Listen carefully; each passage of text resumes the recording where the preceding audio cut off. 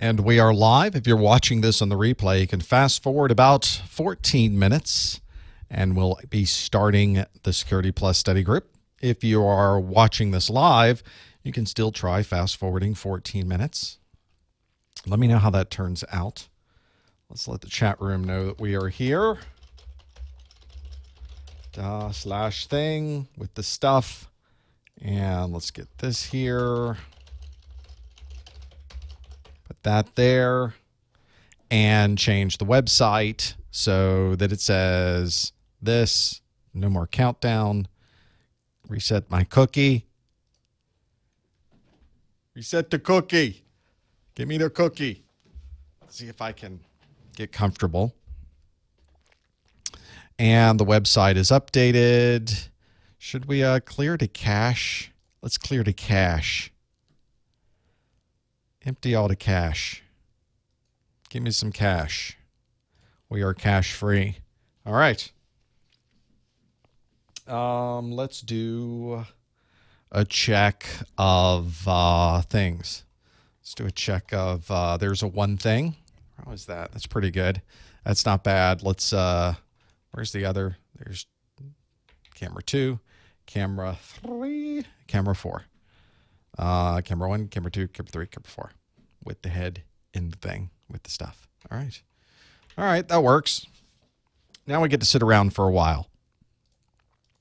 Hi, how you been? How's the family? Last study group of the year. Can you believe it? I cannot believe it. It has been it's been a thing. It has been a thing this year. It's been a weird, wild thing. So, let's see why there is motion at my front door. Of course, as soon as I get started, everyone shows up. It's not the way it's supposed to work. I thought we had a agreement. Yeah, and if people are showing up, that's going to be a thing. That's you can tell the sheriff says they're taking you away exactly how that went down, how that worked out. All right, my first 4 questions will be Star Wars spoilers. So, well, no, there won't be any of that. There will not be any of that nonsense. In fact, I should just turn off the Twitter feed right now. It'd probably make more sense to do that. Oh, you know what I need? Vocal Zone.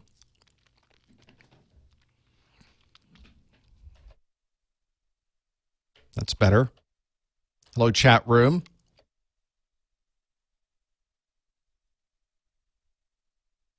See if people are actually getting into the live stream. That'd be something good to know, wouldn't it? There are people in the live stream. Hello, live streamers. I can see in real time. See, Thursday night, you've already got plans. You've already worked it out exactly when you're seeing this. I still haven't figured it out. I'm thinking it was going to be Sunday, and then, no, I'm not sure.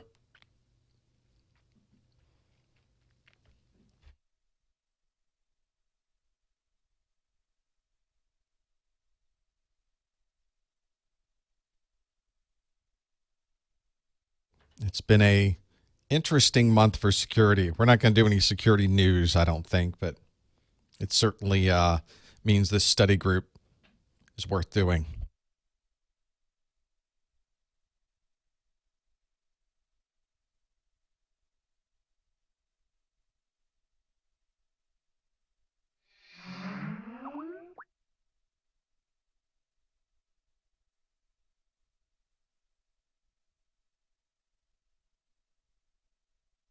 There we go. Turn those headphones back on.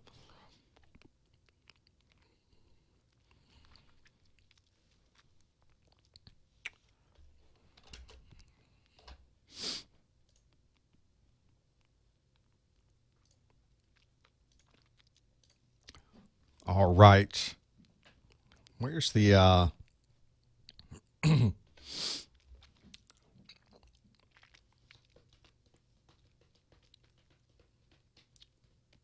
Wish there was a way to know how busy it was at the movie theater. And then I could decide, hey, we're going to go this day or that day.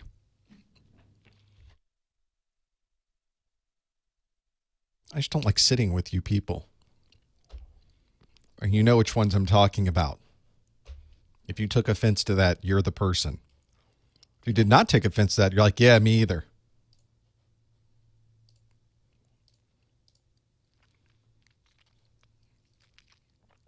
All right. We are 9 minutes, 8 minutes away, 8.5 minutes away from getting the Security Plus study group started. I'm currently watching the pre-show, which currently has nothing really going on. It's me making sure that the photons are hitting my eyeballs and that the audio is going through the thing where it does the stuff.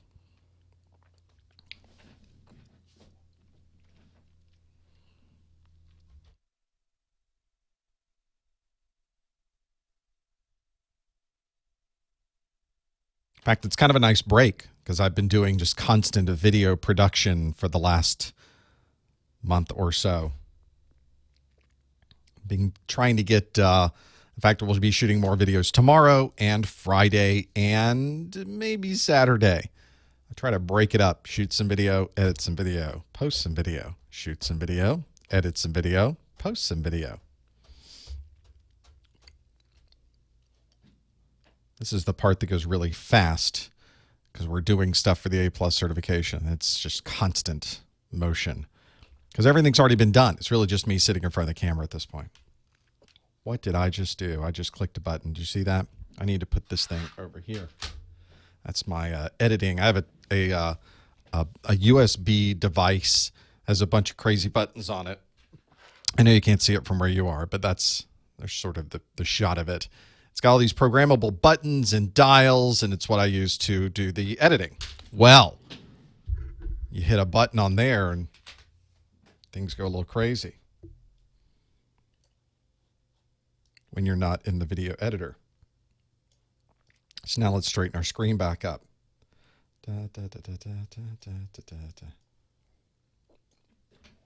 That's better. Now it's over there where I cannot create havoc. Make sure you log into Socrative.com. Go to the Professor Messer room or open your Socrative app, your Socrative student app. Do that. I don't think I've updated these graphics yet. I need to do that. The Socrative student app. We're going to do this in the show. So make sure you do that.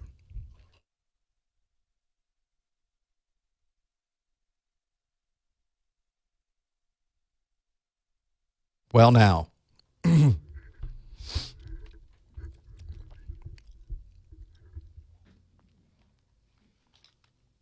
I've hit a point with movies where I can't see movies that are about nature killing me. So I can't see the whale movie. I can't see the people climbing up the mountain movie. I can't do it. I can't see animals attacking me movie. Can't do that one. What can I see? I can see Star Wars. I can see Star Trek. What's the last movie I really saw, though? What did I go see? Was it the Mission Impossible? Might have been the Mission Impossible movie in IMAX 3D. That was a while ago. Was that the summer? So I haven't been to the movies since the summer. What's wrong with me? All right. The Twitter has gone out. The emails have gone out. The Google Pluses have gone out. The Facebooking has been booked.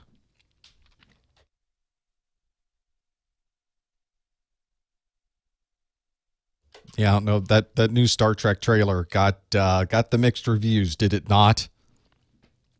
I have many questions about that trailer myself.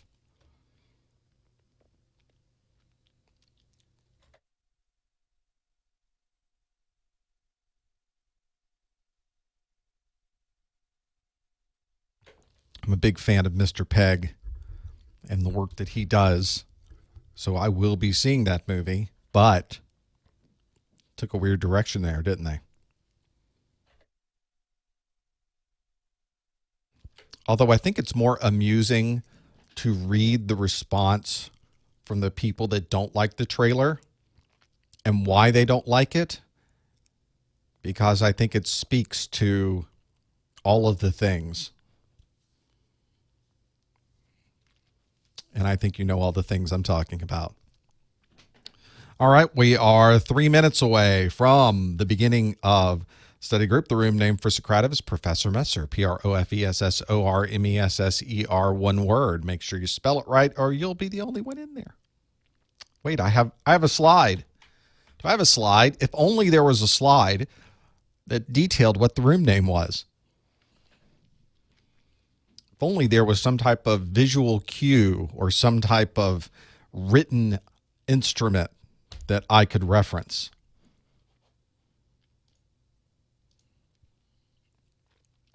Hardest part's the room name. I need a better room name. It's too long. It needs to be a shorter room name. All those good shorter room names have been taken. Now it has to be some non sequitur, like room name banana. Like everybody can spell that. Why can we spell it? Because it was in a song. It would have to be bananas, wouldn't it? We can't spell banana, but we can spell bananas.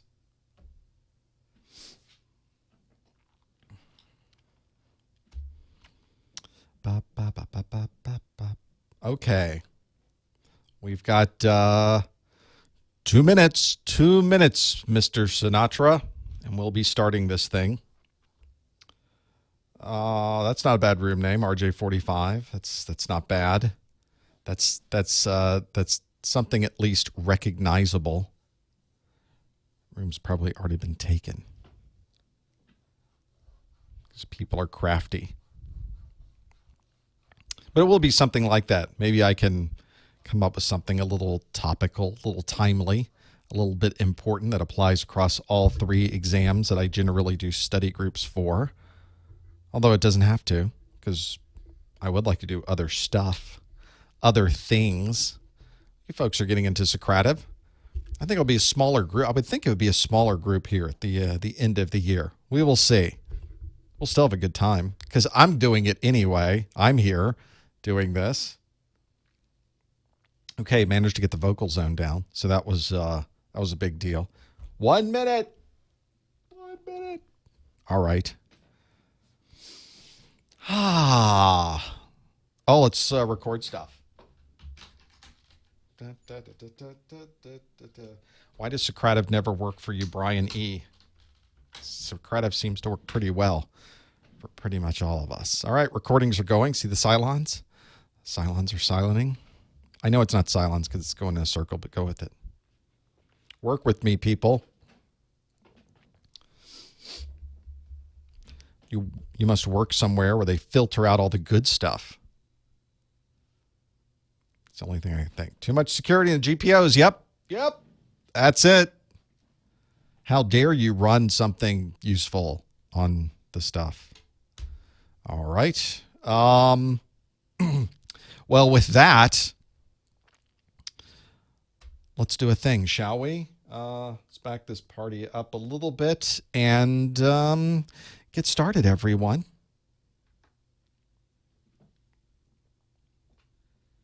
Hello, everyone. Welcome to the December 2015 Professor Messer Security Plus Study Group. This is my monthly live study group where I ask you questions and you answer live and online interactively, and we see how you did. It's something I like to put together once a month to go through the things that you're going to need to know to pass your Security Plus exam. Thanks for joining me. If you're watching this live, you can participate with our Socrative link to plug it into your browser or to your mobile device. We'll talk about that in a moment.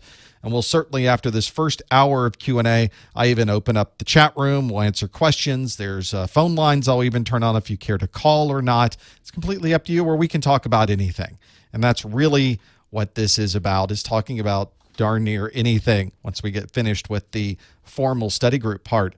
Of course, if you're following what we do here at Messer Studios, we make a lot of IT training videos. And I put all those IT training videos out for free so you can watch every single bit of what I create online.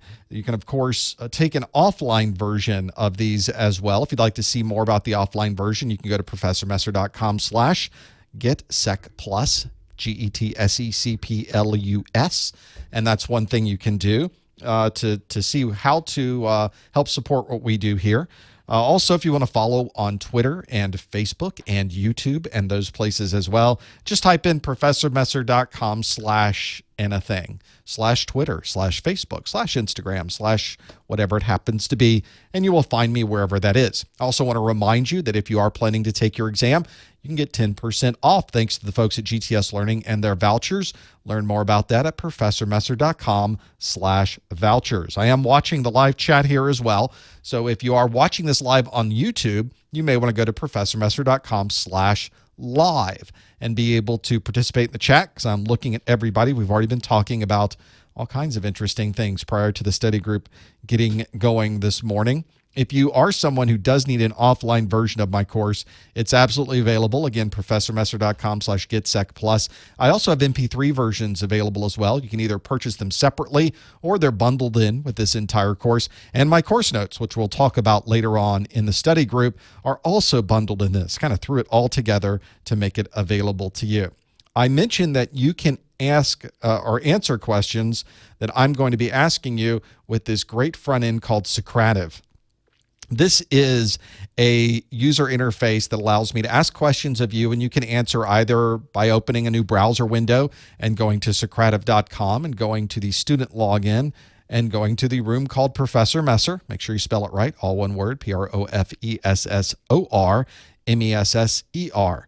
You can also download their apps. They have an app in the Google Play, in the Apple App Store, in the Windows Store. There's even an app or extension you can add on to, a plugin you can add on to Chrome. So there's a number of ways to participate that way as well, which is great. You just sit there, the new questions will pop up on the screen. All you have to do is answer. There's nothing more for you to do. It is completely seamless. And if you do that and you go to those places and you type in all of those things, you should see a question on your screen that looks like this. It should say, how long have you been studying for your Security Plus certification? And you can see you go to Socrative.com to the student login to the room name Professor Messer. I've got the details there for you. Make a note of those if you don't have them already. And if you do see that, then you will see sort of what I see here. Whereas you are answering, I see everything moving on the screen. So 59% of us has said we've been studying for less than 3 months. We've got 20% said 3 to 6 months. And then a lot of us are here 9 months to a year and over. 7% already have your Security Plus certification, which is useful because if you already have your Security Plus certification, then I will be giving you a special code word sometime throughout this first hour that you can send back to me for continuing education unit credit. And whether you're watching this live or whether you're watching on the replay, you can get CEUs for doing this. This Security Plus exam, somebody asked me just this past week or so, hey, has this Security Plus exam been around? Is this brand new? Am I expecting a new one to be released anytime soon? And fortunately, no. We just had an update. I say just. It was in 2014, but it was April.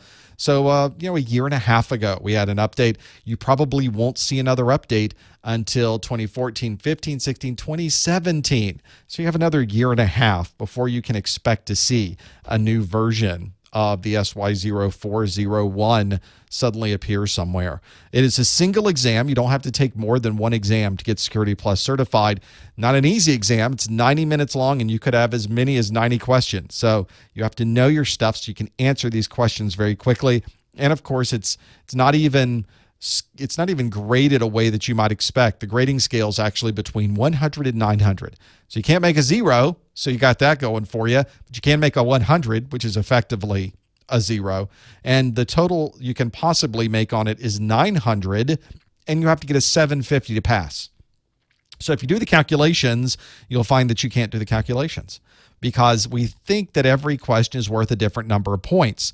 So you can't even determine what the total number of questions right needs to be. You can't calculate a percentage from that. So you just have to do the best you can to somehow get the number up above 750. It's a combination of multiple choice questions and what the CompTIA calls performance-based questions. These might be matching. They might be fill in the blank. They might be on the Security Plus. I don't think there's any command line things we have to worry too much about, but you do have to, of course, know anything that might be in the CompTIA exam objectives, which you can see the first page of right here on the screen. Make sure that if you do not know about these exam objectives, you go out to professormesser.com/objectives and you download them as soon as possible so that you can know exactly what's going to be on the exam.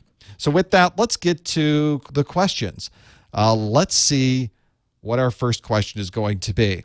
And the first one is about, well, it's about hacking. It's about wireless, and it's about hacking. So the question, let me click on my side so you see it pop up in your Socrative, is which of these would be the most useful attack to gain access to a WPA2-PSK network?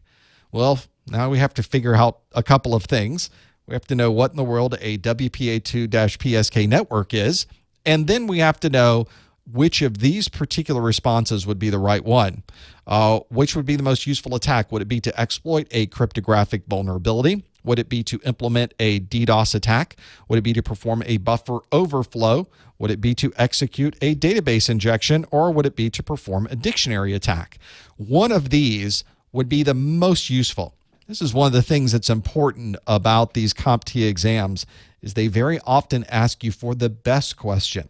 There might be answers here that would apply, multiple answers that might apply, but they're looking for the best answer, or in this particular case, the most useful answer. If you think you know the answer, don't answer in the chat room. You should instead pop open a new browser window, go to Socrative.com, click the student login, and go to the room name Professor Messer. Some of you are answering this one right now. My goal is to try to get at least most of you to know these answers. Probably 50% of you should know these answers. So hopefully we'll be able to get the numbers just above that for a number of these. Yeah, if you're seeing some blurry video or things on your end, it probably is on your side. I'm sending 720p out to YouTube, so you would be able to get access to that and see it live. And I'm going to put in the chat room a link to the live link for those of you that are just getting here. And that should help you get onto the live connection as well.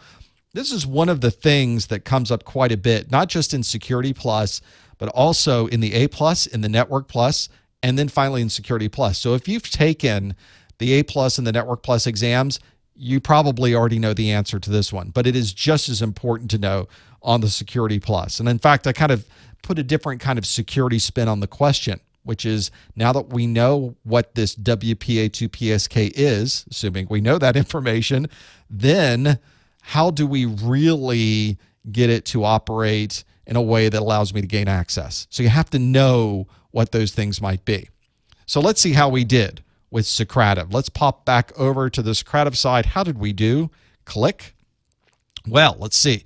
If we go with number one on the list, exploit a cryptographic vulnerability. Now it's tied. Exploit a cryptographic vulnerability, which was A, and E, perform a dictionary attack, are both kind of the same. They're tied for first, if you will. The next one's quite a bit down at 12%, implement a DDoS attack. That sounds like fun, doesn't it? And then we have in single digits, execute a database injection and perform a buffer overflow. Now, of course, all of these are attack types. There are things that you can use to gain access to certain types of resources or services that might be on a network, but not all of them work across every possible resource. So you really have to pick and choose the one that's going to make sense for gaining access. So for this particular one of finding the most useful access to WPA2-PSK, we have to first know what WPA2-PSK happens to be. So WPA2 is a wireless network encryption. So we already know we're working with a wireless network. So that's the important part, is, of course, to get that piece of it in place. Now, we also have to think about the PSK, which stands for pre-shared key. If you are using WPA2 at home or in a home office, then you are most likely using probably 99.9, probably 100% of you are using WPA2 PSK. It would be unusual for you to do anything other than this if you're planning to use WPA2. This is one where the PSK pre-shared key means that everybody on this wireless network is using exactly the same pre-shared key. So that's an important thing to keep in mind as well. So let's look at hacking. How would you get in and hack something like WPA2? So there's a challenge here is that WPA2 is a very secure protocol. It's a very secure encryption type that we have created for our wireless networks. And up to this point, I'll find something to knock on. We have not discovered any cryptographic vulnerabilities that would allow access to the WPA2 network.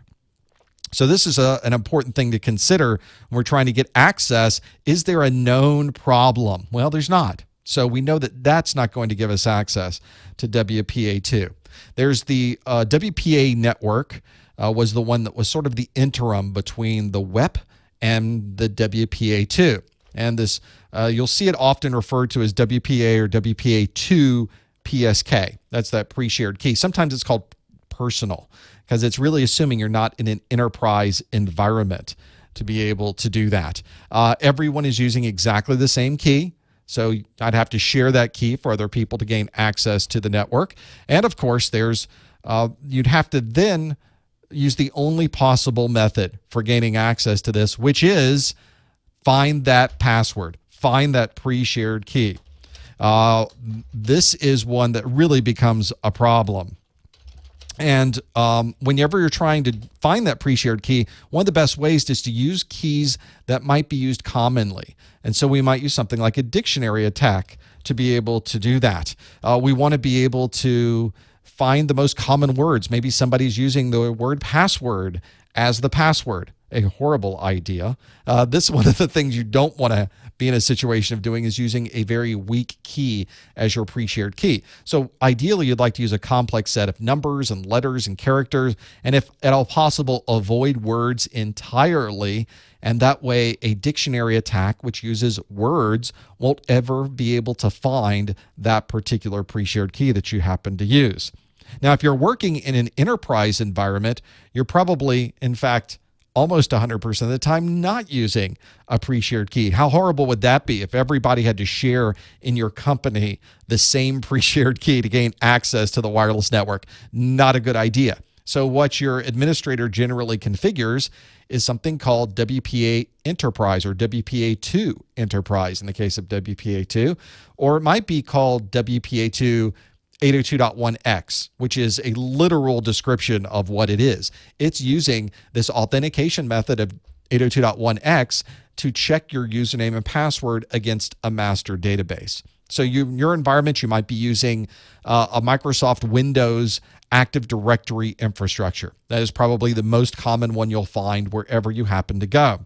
So if that's the case, then every single person is going to have a different username and a different password, and we can use that same Windows username and password, which is of course administered through centralized methods on your network that has a single set of password policies associated with it so that it's relatively strong.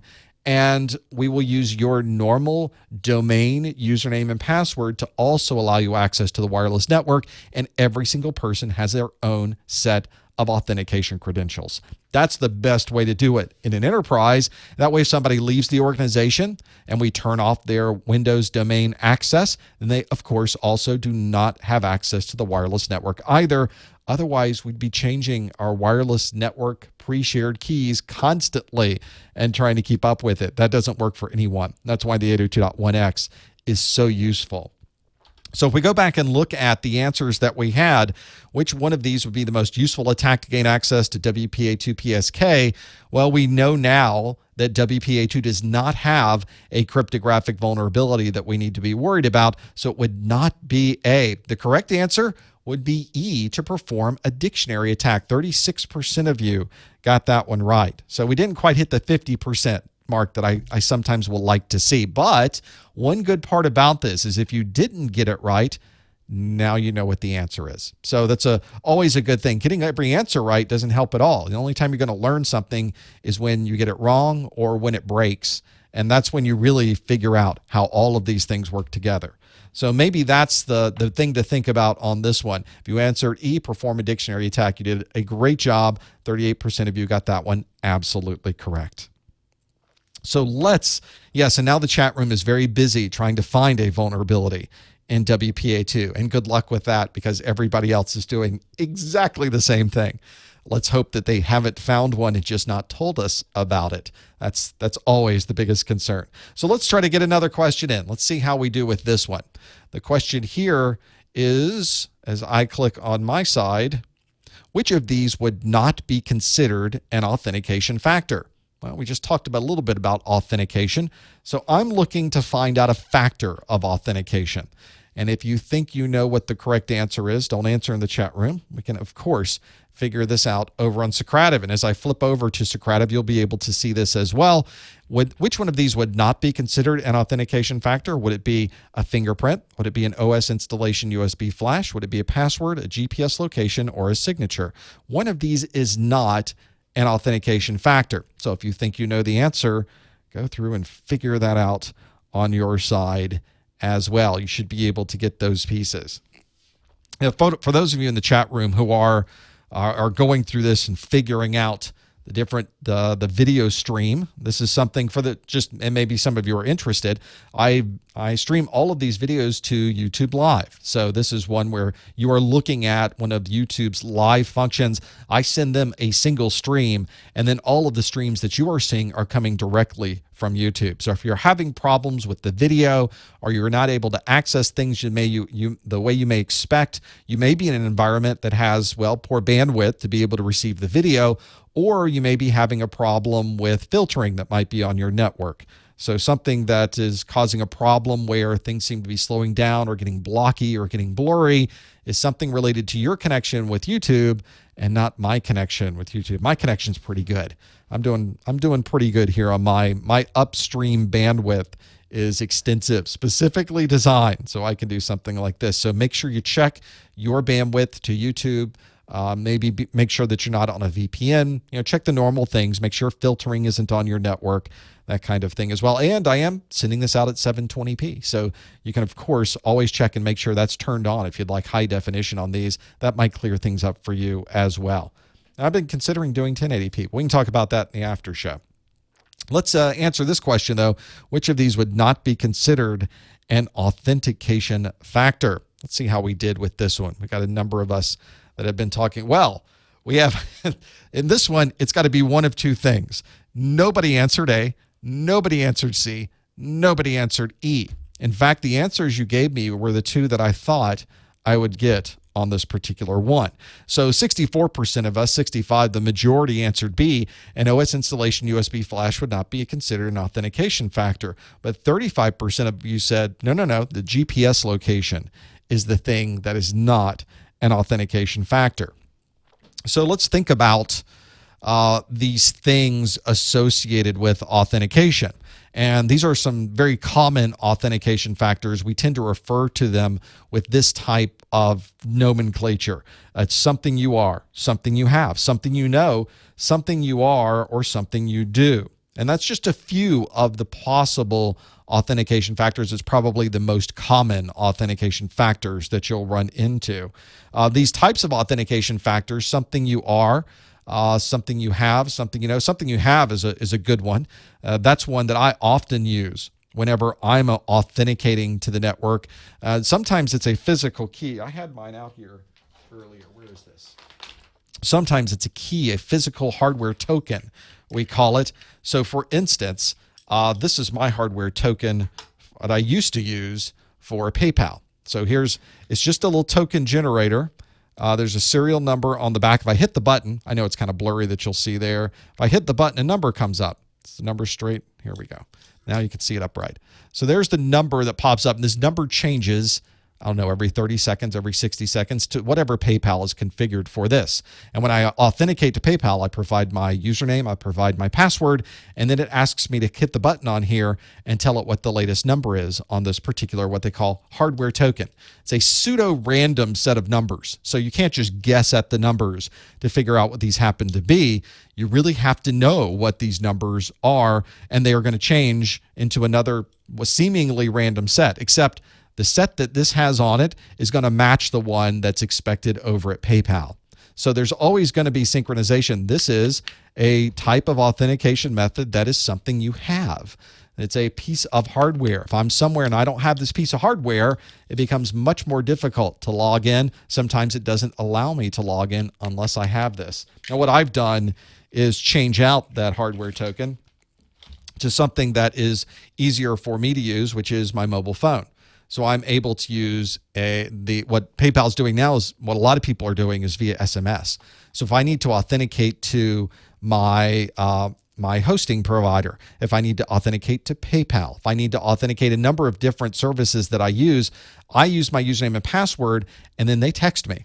They just send me a text message. In seconds, it pops up on my screen, and I type that code in and hit enter, and I'm gaining access. The thing that I have, something I have, is my phone, which I have always. It is surgically attached. So I know that if I don't have my phone, well, then I'm in trouble. Then we aren't able to authenticate.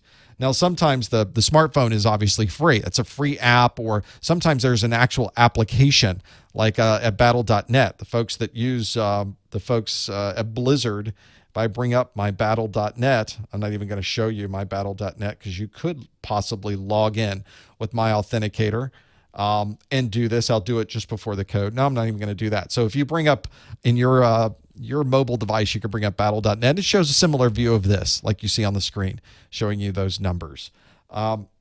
If we were to look at all of the different authentication methods, something you are, something you have, something you know, somewhere you are is an important one. This is an interesting one. In fact, we can really set some very specific security policies and authentication methods around where you happen to be.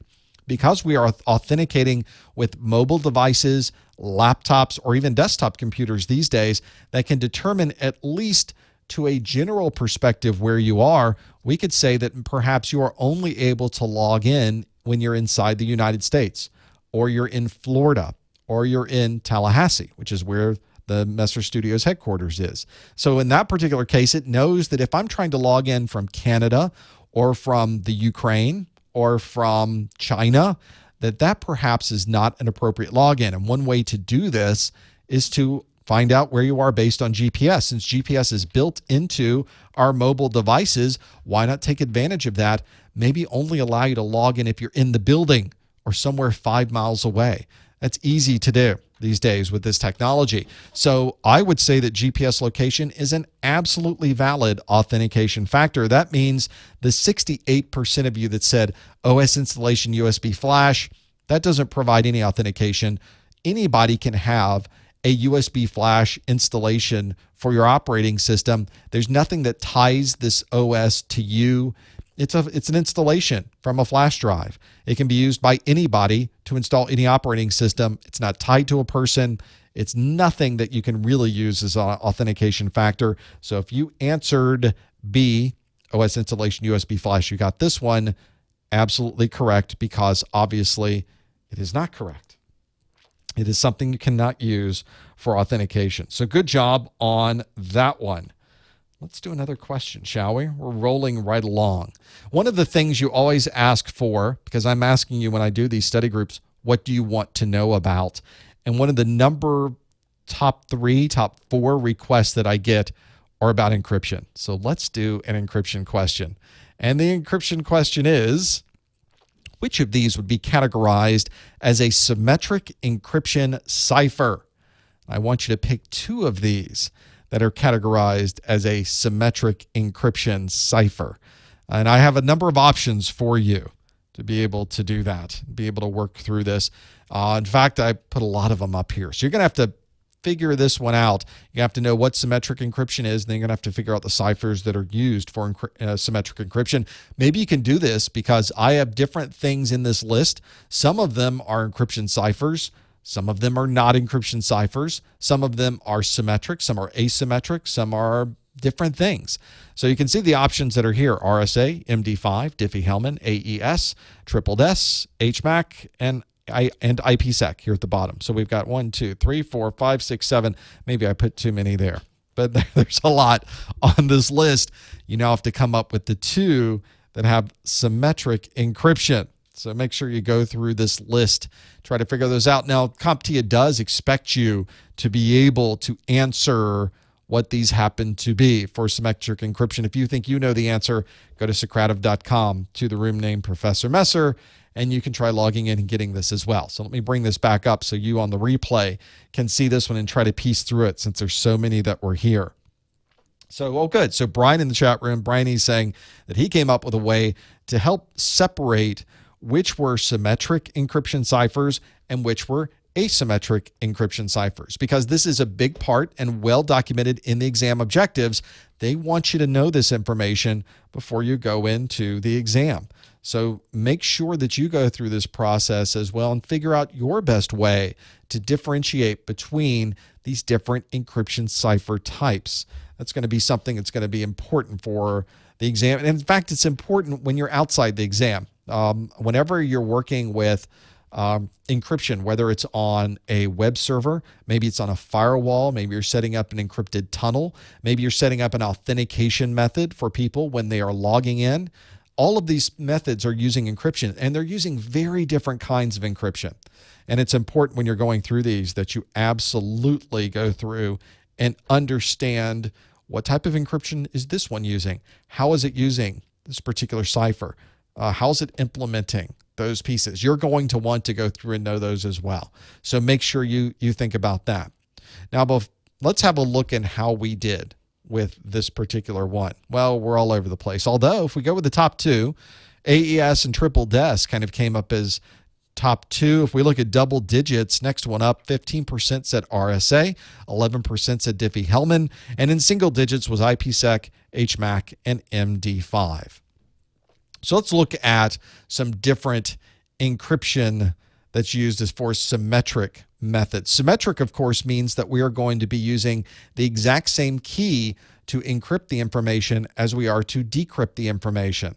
It is symmetrical. It's exactly identical on both sides. One common symmetric encryption cipher is RC4, Revest Cipher 4. Ron Revest is Ron's code 4. That's one he created. This was part of WEP. For those of you going back to the WEP days with wireless, you should not be using WEP as your encryption method. It wasn't specific to WEP. It was used in other places as well, but that was probably the most popular use of RC4. We obviously replaced WEP. And when we replaced WEP with WPA and ultimately WPA2, we also changed the encryption mechanisms. So WPA2 is now using AES to be able to do that. Another type of encryption cipher that is symmetric is DES and triple DES.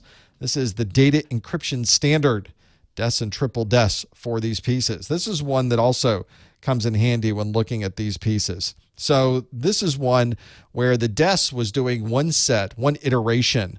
Triple DES is doing more than one iteration of this. It really is doing a multiple mixture of different things when it goes through these 3 cycles of encryption. That's where the 3 in the triple DES comes from for those pieces. And again, here we're not really using DES, and in some cases not really using triple DES a lot anymore either. Don't use DES. DES is painfully easy to brute force with your mobile phone. It's just simple. Triple DES is much stronger. And AES tends to be what people use instead of either of those. And as we've already mentioned, if we're using AES to replace these, AES is also a method that can be used for this symmetric encryption mechanism. So another one to think about when we're trying to figure out what do we use for these pieces.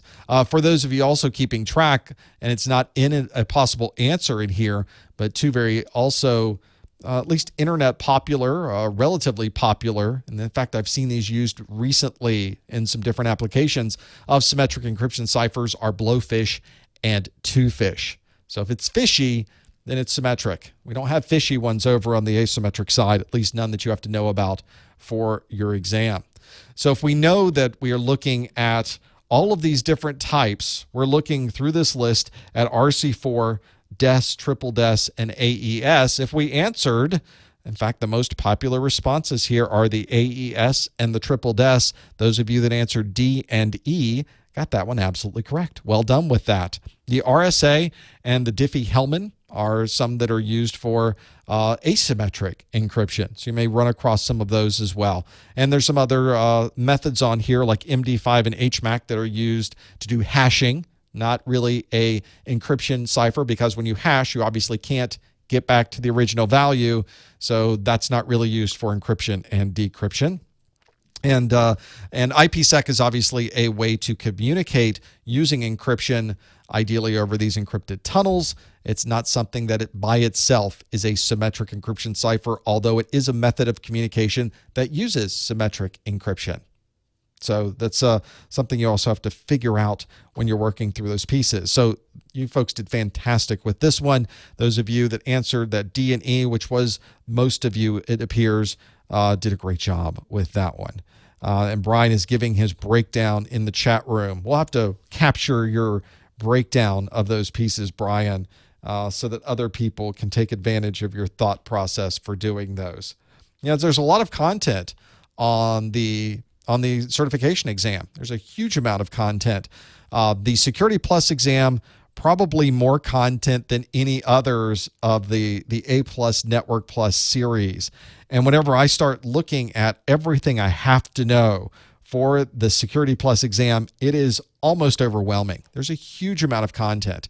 And so one of the things that I've done is I've taken all of the information that is in my videos, tried to take every single bit of text, every graphic that I could find. I put it all into a set of notes. Now, you, of course, could write your own notes. You could watch every single one of my 250-something Security Plus videos, and in every video, you could write down every word I've got in there that's important. You could take write down what that graph happens to show, write down every table that's there, or you might want to consider purchasing my course notes, which I've already done exactly all of that. These don't replace your book. They don't replace the videos, but they're a great set of tools to use before you go in to take your exam. You might even want to see, I've got the course notes up on my screen here. So there's a breakdown of the different components. I tried to put them in the general order of the course materials so that you can go through the exam objectives and see logically where these things happen to fall with the exam objectives. It is extensive. There are 36 pages of notes that I've created because the Security Plus exam is an extensive exam. And if this is something you think could help you, you may want to consider purchasing these as well. You can go to ProfessorMesser.com/securitycn for security course notes. And that might be a way to have something you can use. This is a simple digital PDF file. It's delivered to you automatically. You can log into your user login, your member login on the website, download it as soon as you purchase it.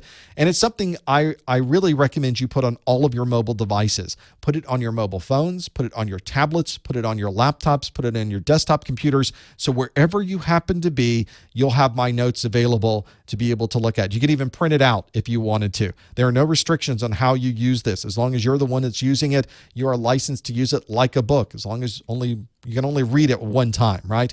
So make sure you take advantage of these notes and are able to use those as much as you can so that when you take your exam, you'll have the best possible result. And every bit that you spend on this is going directly back to keep the website going as well. And that's just another way to support what we do here. Again, you can find that at ProfessorMesser.com/securitycn and be able to take advantage of all of these notes that I've created for you. Yes, and in the chat room, people are saying, you just buy this once, you can put it on all your devices. Buy it once, please put it on all of your devices. As long as it's used for personal use, you're licensed to put it on all of these different things that you're using. There are no built-in restrictions. There's no digital rights management. There's no third-party app you have to run. It's a PDF file. That's the way it should be, right? So this is something you can absolutely take advantage of. And thanks for your support. For those of you that have purchased this course notes, it goes a long way to keeping the website going. Thank you so much for your support and for all the other things you do as well. Let's get more questions in today, shall we? We've got plenty more to go through. We're doing pretty well so far, I think. This is one that you're going to need to know. In fact, I wish more people really knew more about this.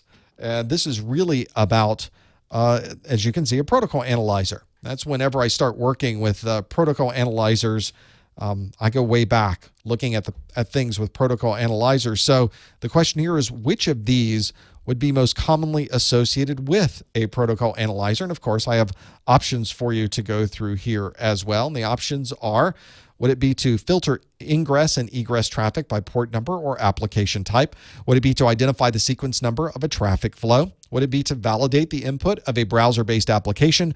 Would it be to identify a known vulnerability traversing the network? Or would a protocol analyzer be used to restrict access to websites based on category or individual URL? If you think you know the answer, don't mention it in the chat room. Instead, go out to Socrative and answer this question. You can go to the student login and go to the Professor Messer room, where most of you are right now. These are quite a number of things to be able to work through. Protocol analyzers are incredibly useful, and you will be using them if you touch a network or do anything in security. So it's important to know how you can use these tools that are available to you. It's one of those things that you don't know you need it until you need it. And boy, when you need it, really comes in handy.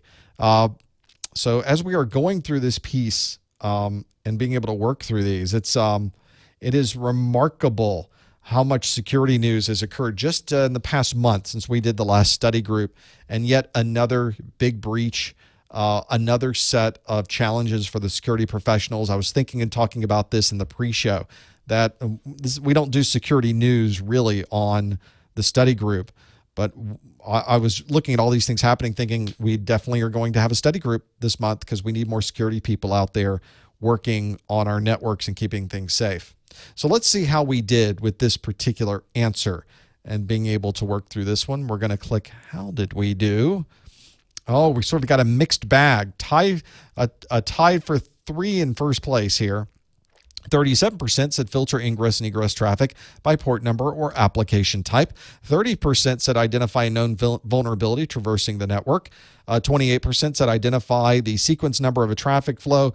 And 5% said restrict access to websites based on category or individual URL. Nobody said validate the input of a browser-based application. It would be great if that was it. Nobody answered yet. Well, it's not actually the case. Let's look at protocol analyzers and what they do. If you are, most people will refer to a protocol analyzer as kind of its popular name. People call it the sniffer.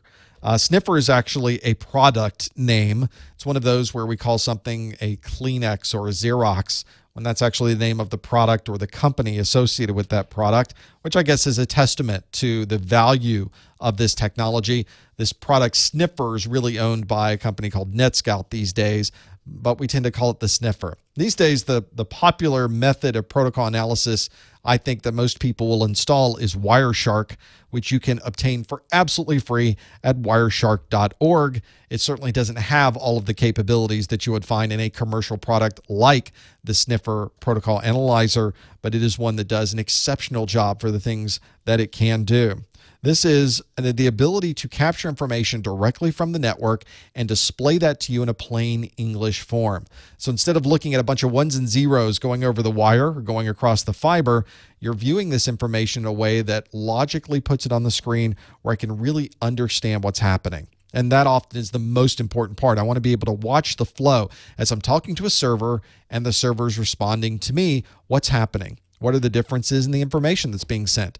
Is information being sent and an error message being returned?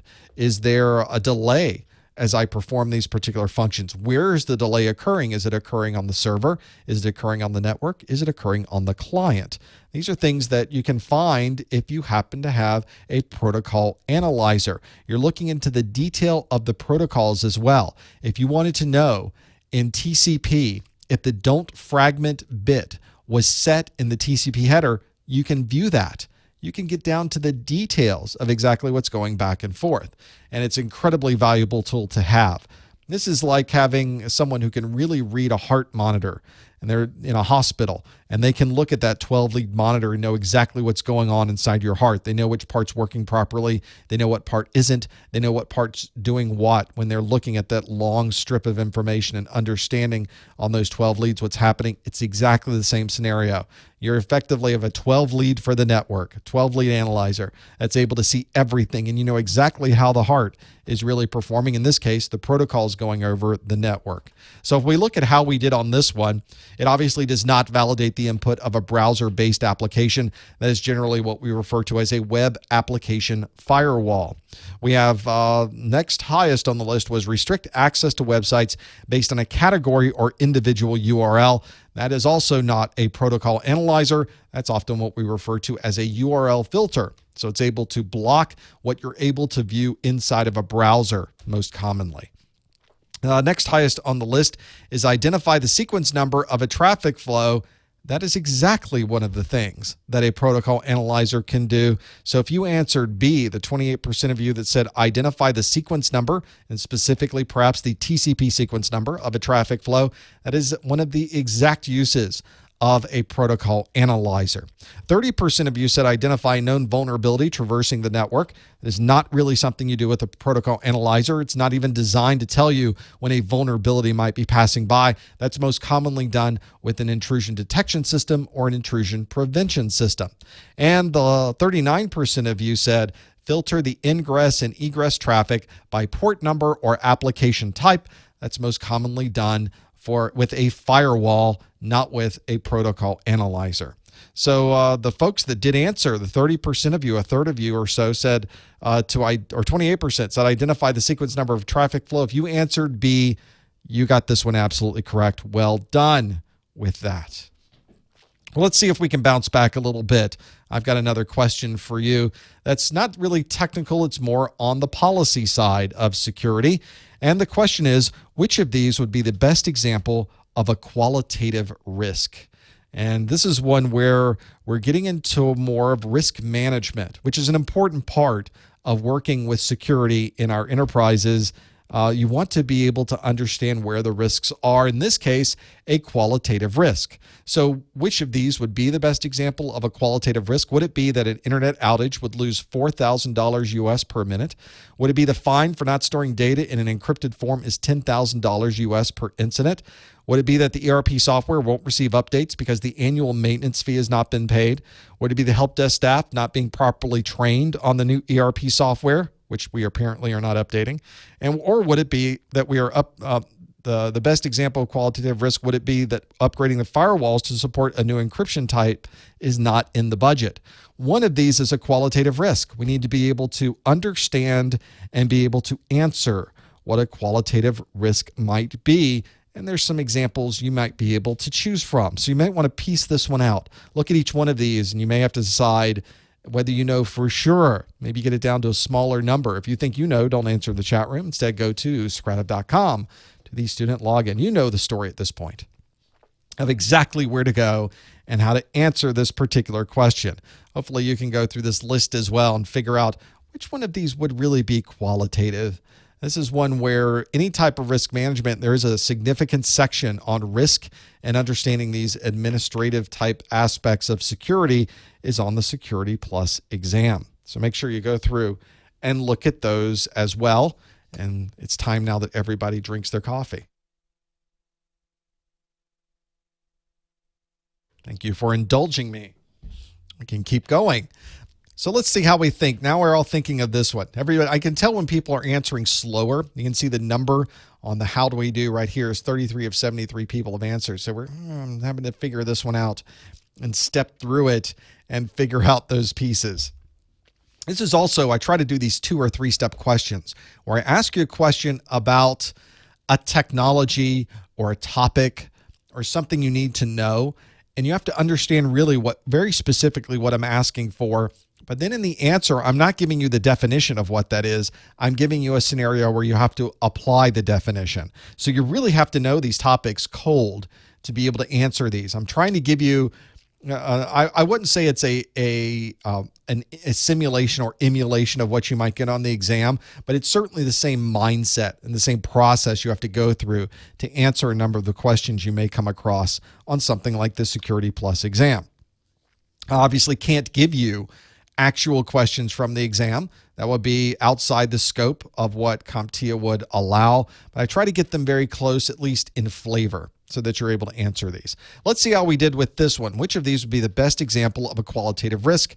54% of you said the help desk is not properly trained on the new ERP software.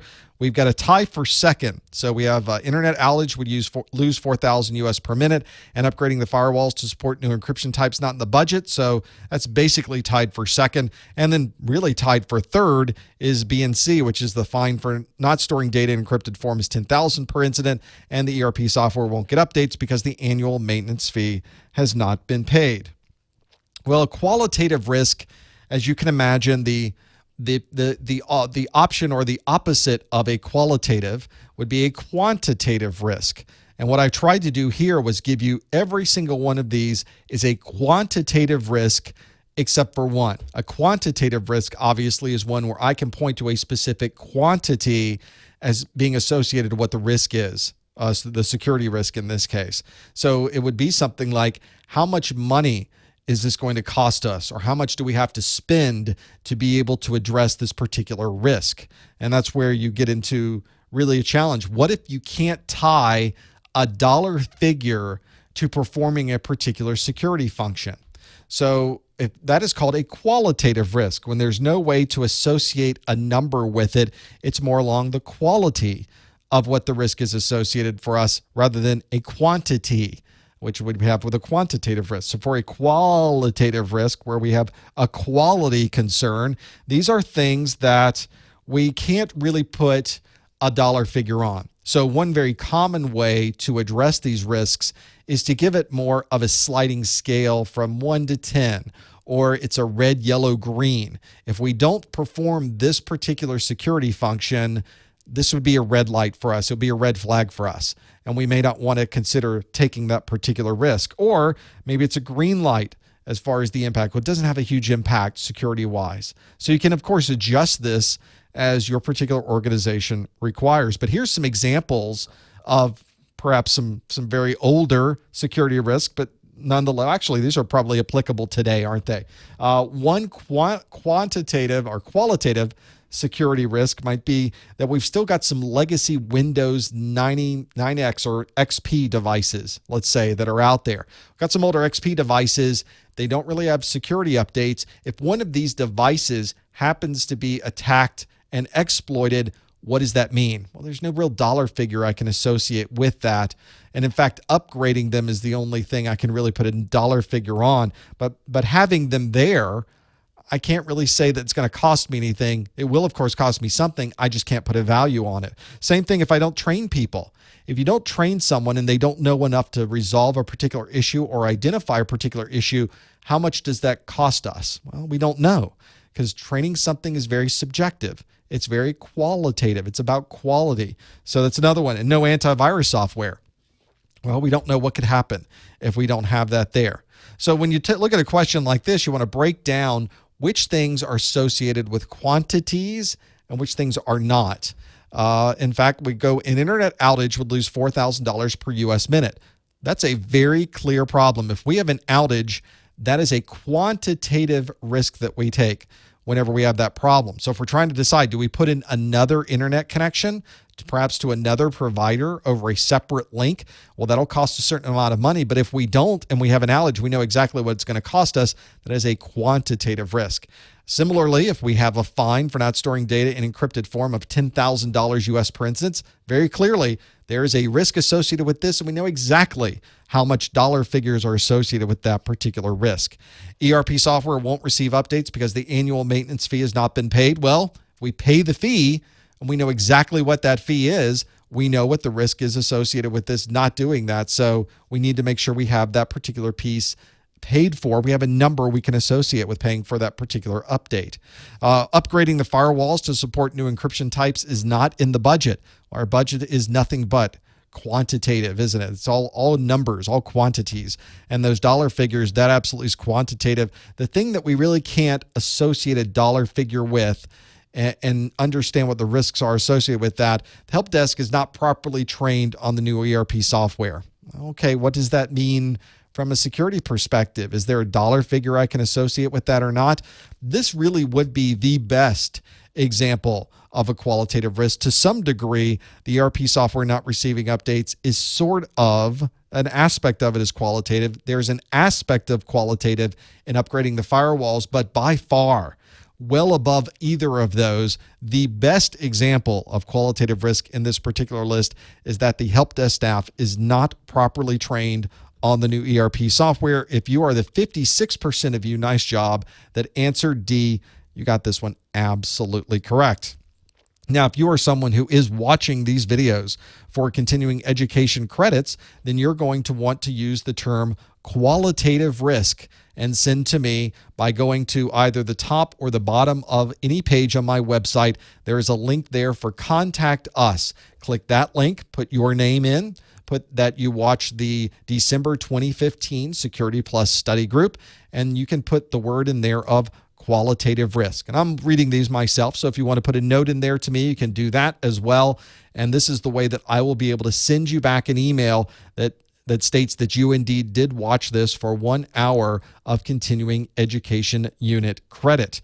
This is also something that whether you're watching this live or whether you're watching on the replay, it doesn't matter. You can still earn continuing education units if you are someone who is already certified. If you don't have your Security Plus certification yet, you can't yet earn these CEUs. You have to first have the certification, and then you can earn the CEUs. Now, because this is about security that we're doing, and security is on your A+ exam, it's on your Network Plus exam, if you're watching this to renew one of those exams, you can also use these continuing education units. So make sure you go through that process for qualitative risk as being our special keyword for continuing education units this month. Let's go to the next question. Which attack type can obtain personal information using an IVR? It's another one of those two-step questions to be able to make that happen. The ones that I look at and being able to work with this really becomes, this is when I really like to go through the two-step question. You have to know what an IVR is, and then you have to see how it applies to one of these. Would it be spoofing, phishing, man-in-the-middle, URL hijacking, or a watering hole attack? One of these would be the best way to obtain information using an IVR. So how can we really, yes, and there's the question. The chat room says, what's an IVR? Well, you have to know what an IVR is to be able to ask the question here. Don't answer in the chat room. You have to figure these out and being able to work through those pieces as well. So don't give any hints. Make sure you go to Socrative.com. It's like we're actually on an exam. Nobody's going to be there to help you. There's not going to be anybody giving you any hints about these things. You're going to have to make a best guess at being able to figure these out. Go to Socrative.com to the room name, Professor Messer, and you'll be able to figure those out as well. Yep, no answer. Computer Mark 74 in the chat room. I'm so sorry. You got to figure out those pieces. Maybe you can really break it down. And so, no, stop Googling IVR. Stop that. Don't be Googling those pieces. Actually, it may not even help you doing that. So you're still going to have to know the second half and being able to have those there. I think it's important, isn't it? Be able to know all those different pieces. Right. And what's ERP? What's ERP software anyway? This is actually a very good question that even answering it as the enterprise resource planning, as they're doing for you in the chat room, really doesn't help either.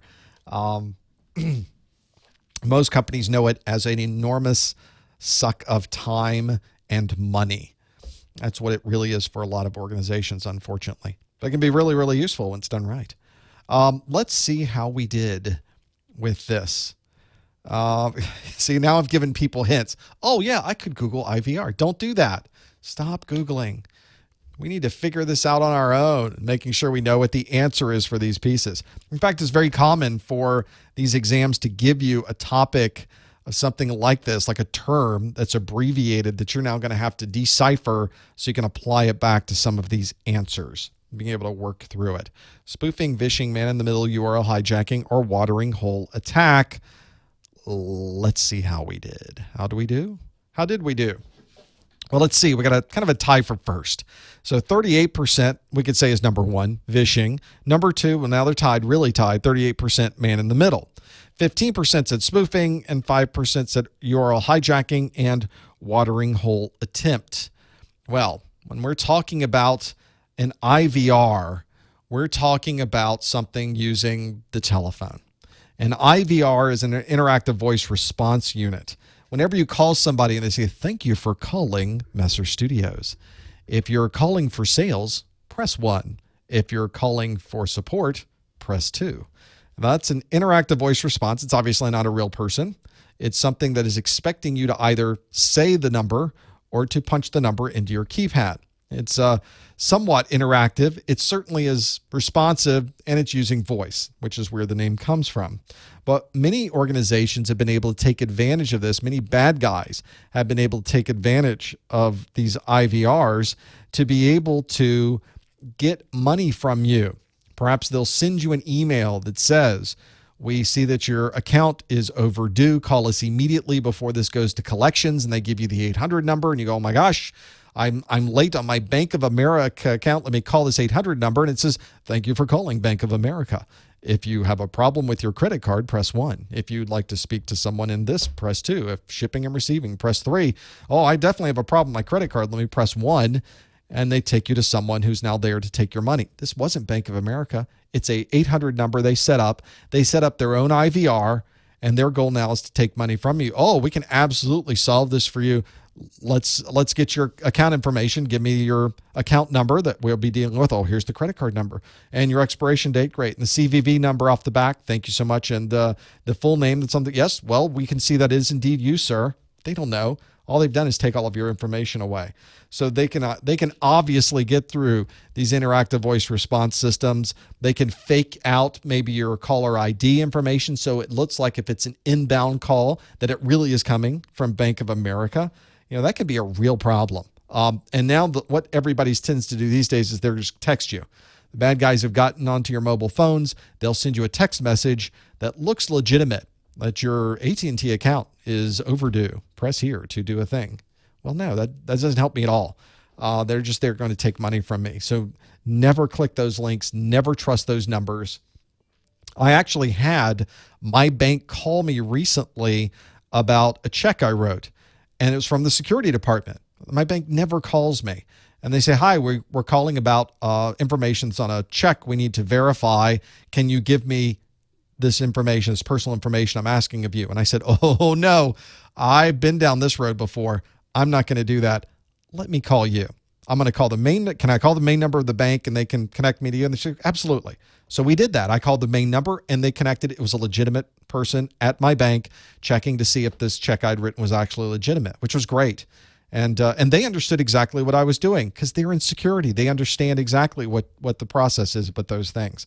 So make sure you avoid those situations as well with that. So we call that phishing for information over voice, vishing with the V for voice. So the vishing of it would be B. Vishing is how we would get personal information using a phone or an IVR or some other voice type technology. We've called it this horrible name of vishing. That's just lazy work. That's bad staff work, I think. It's not spoofing. Spoofing is when you're pretending to be someone on the network that you're not, generally taking their place of some IP address or MAC address that might be there. Man in the middle means that you're a third party to a conversation that's going on. In the case of someone trying to obtain information on an IVR, they're doing it in the first person. So they're not in the middle of the conversation. URL hijacking. Well, we're not hijacking a URL for doing interactive voice response, and we're not doing a watering hole attack in this case because we're not really targeting a group of people that happen to go to a certain place to be able to do that either. Well, people do have phones. You kids that only text, that's why they do the SMS stuff these days. So they're going to get you either way with trying to make that happen and trying to make all those pieces come together.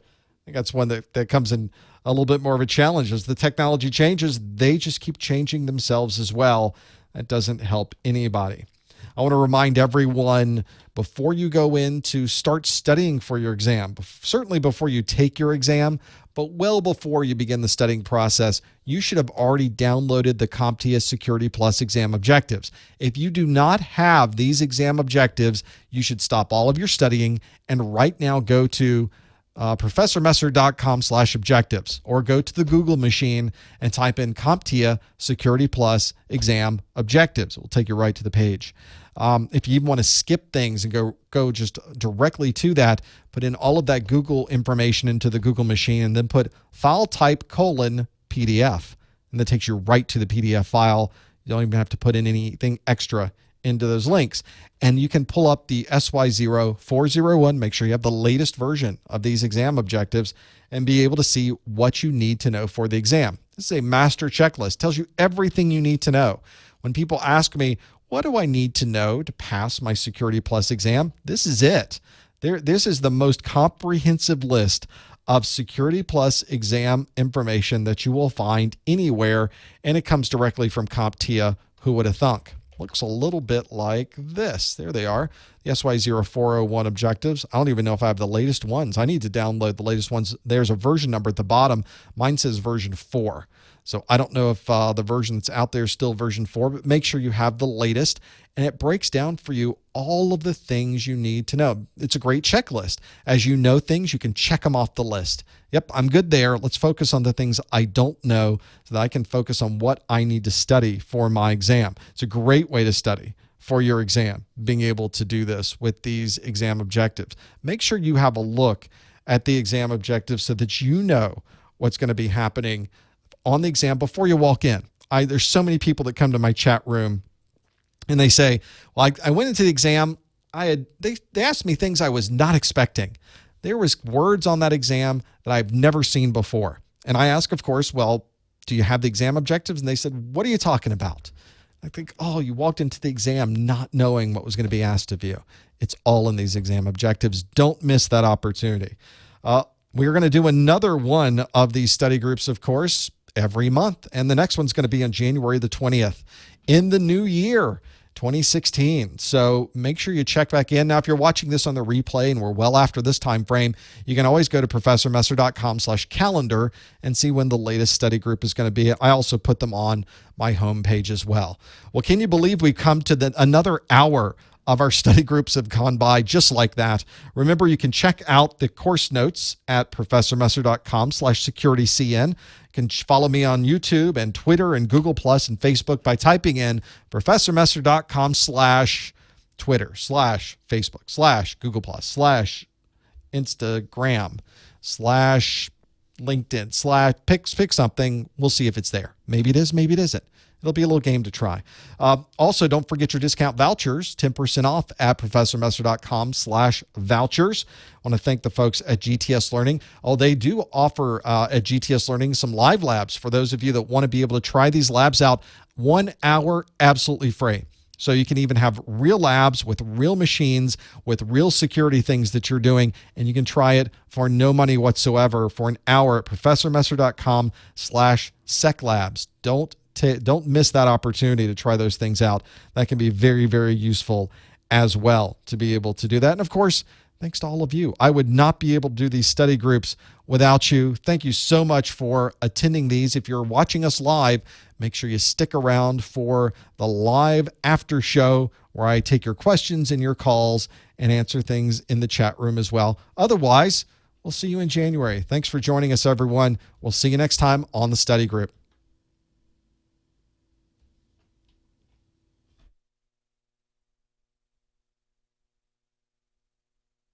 All right. That one went by really, really fast. I spent a lot of time on these questions, and that went by really fast. Sometimes it's hard to keep up with those pieces. We know exactly what's coming through that. All right, we can take some questions from the chat room. That might be something that we can do. I'm also going to, for fun, I'll open up the phone lines. Why not? Since we're here, and you're welcome to call in or not. You're certainly more than welcome to do any of those things. but they're there in case somebody wants to take advantage of them. I, of course, need to call into this to have that happen. So if you will indulge me for a moment, I'm going to type a bunch of things in on my side of the screen, and we'll see if we can get this to work. Beep, beep, beep, beep, beep. And watch these go by. Let's do that. And it says, you'd think I'd have this memorized by now. You are now in the host room. I am indeed. So if you wanted to even call in, if you were not online and you didn't want to do a chat room conversation, we can do that as well. And of course, I have the questions that you've sent me throughout the month that we can look in there as well. Okay, they're up to version 7 for the exam objectives. I should probably download the latest and be able to do that. For those of you that have Adobe's PDF, I don't know if it's in the reader, but it's in the full-blown version. You can even do a diff. You can do a differentiation. It shows you exactly what's different through these different versions, which is really great to be able to do that and being able to work with that. Yes, you can get continuing education credits through CompTIA. I did say something like that, and sometime in that first hour, I gave you exactly the instructions you would need to be able to do that. So you may want to go back and look at what some of those might be to be able to get those continuing education credits. We already did that piece. The exam numbers, as I mentioned, this 401 exam has been out for a year and a half, but I understand Aaron's asking in the chat room, is there a big difference between the SY0301 and the SY0401? Yes, there's a big difference between these two. There is a significant difference. There, of course, is some overlap, but for you, Aaron, you say you have a 301 exam textbook. You do not want to use a 301 textbook to study for the 401 exam. You want to make sure that if you're taking the SY0401, that all of your study materials say on there SY0401, because there is definitely enough different on those two versions of the exam that you're not going to want to study from the old things. You'll be missing a huge section of information you need to know, and you don't want to do that. Same thing applies for the Network Plus exam, the A Plus exam, or really any exam you're taking from any manufacturer. Make sure that your exam materials match the number of the exam that you plan on taking. So that's an important consideration to be able to do that. Kathy's asking about those live labs from GTS Learning. I don't know a lot about the details behind the scenes, but there is a separate fee for Network Plus, Security Plus, A Plus. So if you go through my website, it's $99 is the cost for a year. So it would be $99 for Network Plus, $99 for Security Plus, $99 for A Plus. I think that's how they do it. But you can ask them directly. Always, you can talk to the folks at gtslearning.com, and they'll be more than happy to help you. They're great folks over there. I like working with those folks and being able to talk with them about the things they're doing. They're working on their newest A Plus content as well. They got a lot going on. Let's have a look at a couple of things. I'm going to flip over here. Pardon me real quick. Like this. Flip over that side. And then flip back. There's a lot going on. There's a lot of moving parts over here. Let's have a look at some of the questions that you have sent me throughout the month. I wrote a few of these down so you can have a look at those. Being able to get this going. Let's have a look at what's there. The questions you said, so Aaron's follow-up question from Aaron is about those exam objectives.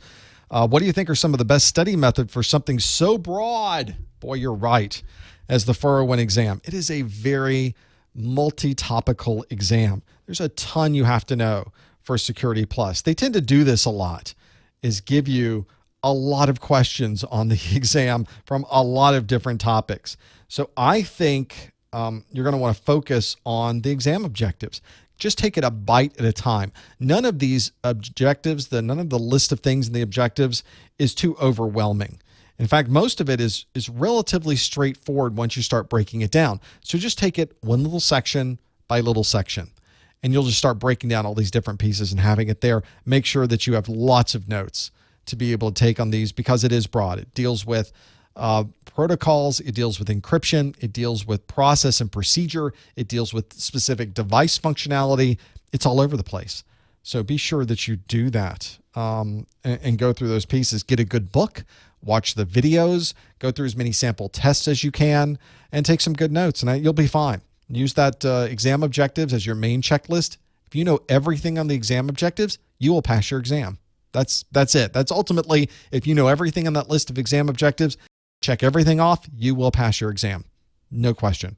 That's almost a for sure guarantee. How can you not pass if you know all of those things? The earlier this week, CompTIA released the 900 series exam. Was that yesterday? It was yesterday. CompTIA released the 900 series A+ exam. They did indeed, Bartol.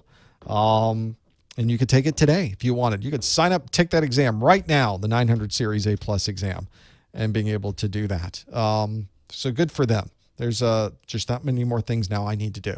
I'm producing more videos now. For those of you who've been watching on the A+ side, a lot of new A+ videos are coming out. So that's exciting too, to get some of those things done. A lot of fun to be able to do that. So the Canadian, and this is Professor Messer, by the way, is Canadian, sort of by birth. It's kind of a weird story there, but we consider her Canadian, even though she was born in Miami. Again, long story. Want to get into IT for a new career. The security aspect is more of an interest. Overwhelmed at where to start. I understand. It is overwhelming. Know where to start. A+ is, I think, a good start. If you want to get into security, ultimately your direction should be networking. Don't know if that makes sense or not, but it absolutely does make sense in the security world. It also depends on what type of security you're talking about. I'll put a caveat on that. When I refer to security, I'm referring to many of the things that you see in the Security Plus exam, which is generally a network security perspective. There are, of course, things you can do in security that deal with programming and development, where you are creating and auditing application programming to be able to make the programs more secure. There's an aspect of security that deals more with attacking networks. It's a very small niche, but it does exist. There's an aspect of security that deals with understanding how viruses work and breaking down their machine code and understanding what process it goes through to attack your machine, and then build mechanisms to be able to prevent it from attacking your machine. Those are really niche. The broadest scope in networking is the network secure, or the broadest scope in security is the network security perspective, where you are in an organization, a large company. It could be transportation, it could be finance, it could be manufacturing, it could be government, and you have a group of people in charge of keeping things secure on the network. For that, you need to be sure that you get as strong a network foundation as possible, because network security has network in that first part of the name. Even if it just says security, it's really network security. You're going to need to know how the switches all interoperate, how you are able to route information, especially if you're using firewalls, how to be able to integrate all these things together and do load balancing and be able to have redundancy with these security devices, how to integrate the web application firewalls and the intrusion prevention systems and set up the proxies and set up the URL filters and be able to set an IPsec tunnel and understand the encryption being used for the IPsec tunnel over the wide area network. You get where I'm going with this. There's a lot about network that's layered right on top of the security piece. You have to know how the network works to be able to secure it. And of course, being able to understand operating systems and the other things that are touching the network can only help you as well. I think the networking piece is probably the first and the primary piece you should absolutely be familiar with. And that's speaking as somebody who has been in the network security field for years and been doing this every day. And that's what I've seen when I go to I traveled to many different organizations, and that by far was the largest requirement for those roles, was to really have a solid background in networking. And then everything you layer on top of that is just gravy in the way that it works. I think it's another thing to think about. And network security is a very popular job role right now. It's not something you usually start in. You don't often start in security. There are some organizations that do have entry-level security roles, but you don't often see it. You often see people getting knowledgeable in their operating systems and their networks, and then moving into the security group, and they sort of backfill the operating system and networking people as they move up. That's an interesting statistic, guest 29, that states over 90% of mobile apps are insecure. First, anytime you see a statistic written up as a percentage, it's a lie. It is, I wouldn't say a lie. It's simply a misrepresentation of the truth. So 90% of mobile apps are insecure? No, of course not. That's anytime anybody uses a percentage, you should naturally be skeptical of why are you using a percentage of this when these are actual numbers. These are real physical numbers you can talk about. Why are you saying a percentage? There's something strange going on with that. And what do you mean by a mobile app? And what do you mean by insecure? You know, that's one of those things. There are lies, damn lies, and statistics. Indeed. I believe that's a Mark Twain quote, isn't it? And he's absolutely right. It depends on how people are using these numbers. That's why I didn't get into government work right there. Couldn't handle it. Could not handle the numbers piece of it. So back in the chat room, Marine C asks, fairly new, started with the N10006, that's the Network Plus. Taking the 401, which is the Security Plus, should you backtrack to A+? I wouldn't necessarily say so. A+, it may also depend on what your goals are. The value of a certification is going to be what you do with it. Now, if you're someone who's already in an entry-level IT role and you're trying to get into networking, taking the A+ is kind of what you do now. You don't really need the A+ to be able to move up. If your goal is to get into networking, you should work on the networking side of things. If you're thinking about the security piece, you should be looking at security. Going back and understanding hardware and operating systems doesn't necessarily move you along. Now, if you think it might help you personally, understanding how to install Windows, how to manage it when things go wrong, understanding the hardware and how it operates. I worked with hardware and operating systems for 15 years before I took my A+, and I still learned things I didn't know. So there's things to learn in the A+ that you'll just have no idea unless you take the exam or you spend the time studying.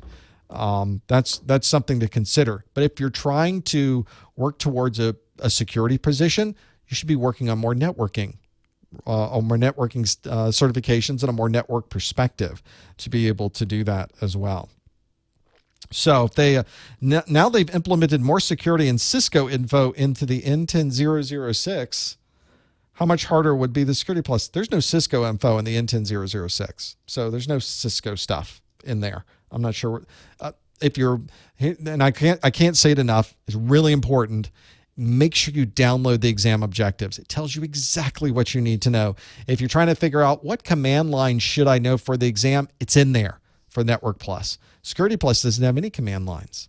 You think it'd be easy, but it's not quite that simple, is it? How much harder would it be, the Security Plus? I think the difficulty level of the Security Plus is comparable to the Network Plus and to probably the latest A+. I don't think the difficulty level is that much more complicated. I think that it's a different type of content. It's a different style of things to know. You're getting into more policy and procedure, understanding what you should do if you come across a security event, and the steps you should go through. Those are things that aren't technical. I'm not looking at a specification of a piece of hardware or an application. I'm trying to, in my mind, figure out what process do I go through. So it's a little bit different in context of what you need to know. But from a difficulty level, I think it's about the same difficulty as Network Plus and A+. Some of the Security Plus content expects you to be a little more seasoned, a little more familiar with things that are happening in IT. So perhaps it's a little bit harder along those lines if you have no experience, but I don't think the test itself is too much farther off than the Network Plus. In my opinion, that it ranges depending on who you're asking, and more specifics. There's only so much we can do back and forth in the chat room to make that happen. But I think that's a pretty good overview anyway of ways to consider it. The A+ has a huge section of networking. There's quite a bit of overlap that you'll find on the A+. There's a lot of security on the A+. There's a ton of operating system on the A+. So that's one thing to consider. So since we're talking security, Jones JJ in the chat room says, "Will I offer CASP training?" CASP. CASP, which is the CompTIA's Advanced Security Practitioner Certification. It is the thing that CompTIA is doing to put a layer above Security Plus. So once you get your Security Plus, this would be the natural progression in security for CompTIA, which is their Advanced Security Practitioner. So, in fact, they say you recommend 5 years of experience for this. This is because, really, in security, one of the premier certifications that you can get is the CISSP. It is what everyone tends to want or to look for whenever you're looking for a job in security. CISSP is an ISC squared certification. It is the Certified Information Systems Security Professional. It has a very stringent set of prerequisites, and it has a very specific set of ongoing continuing education you have to do to be able to maintain your CISSP, which I think speaks to why people would want to have this, or people want to have people working for them that have this, because it is so stringent. Well, CompTIA saw this. In my opinion, CompTIA saw this. I have no insight into their business model or what they do. I'm not a CompTIA partner. I don't talk to them, but from what I can tell from the outside, where all of us are, I think they saw this and said, there's a market here for a higher level security certification, something that people can trust. And CompTIA does have a good level of trust in the industry. Let's create our own set of Advanced Security Practitioner certification, and we'll call it the CASP. And it's something that people can take after getting the Security Plus. So back to the question that Jones JJ asked, will I offer CASP training? I don't have any plans currently to offer CASP training. It comes up quite literally once a month when we do the study group. Somebody asks about it, but when the study group's not going on, nobody ever asks me about it. So right now it's more about popularity. If more people were asking me for CASP, I might be able, in my mind, to move it up higher in my list of things, because I have a boy, do I have a list of things. The CASP right now isn't even visible in that list of things because I just don't see enough people interested in it. Now, that's not saying the exam itself is good or bad, because I looked through the content on CASP and I like the content. It's got good stuff in there. But it's more for me because I'm making videos that people want to watch, that they will need course notes for, that they'll want to watch online. At the end of the day, I'm running a company and I need to make sure that we're profitable. I need to pick the projects that are going to bring in the most amount of revenue and hopefully help the most number of people. So that's my balancing act that I do every time I try to consider a new project. And right now, CASP is not in that list of projects because of popularity. Really no other reason. If it was more popular, I'd do it tomorrow. If every day somebody was asking me about CASP, and not you every day asking me, different people every day asking me about CASP, I'd really have it up higher on my list. Well, everybody wants CASP. I should be working on this. What am I thinking about? Of course I would be doing that. That's sort of that as well. So, another more, Aaron's asking more of a Cisco question.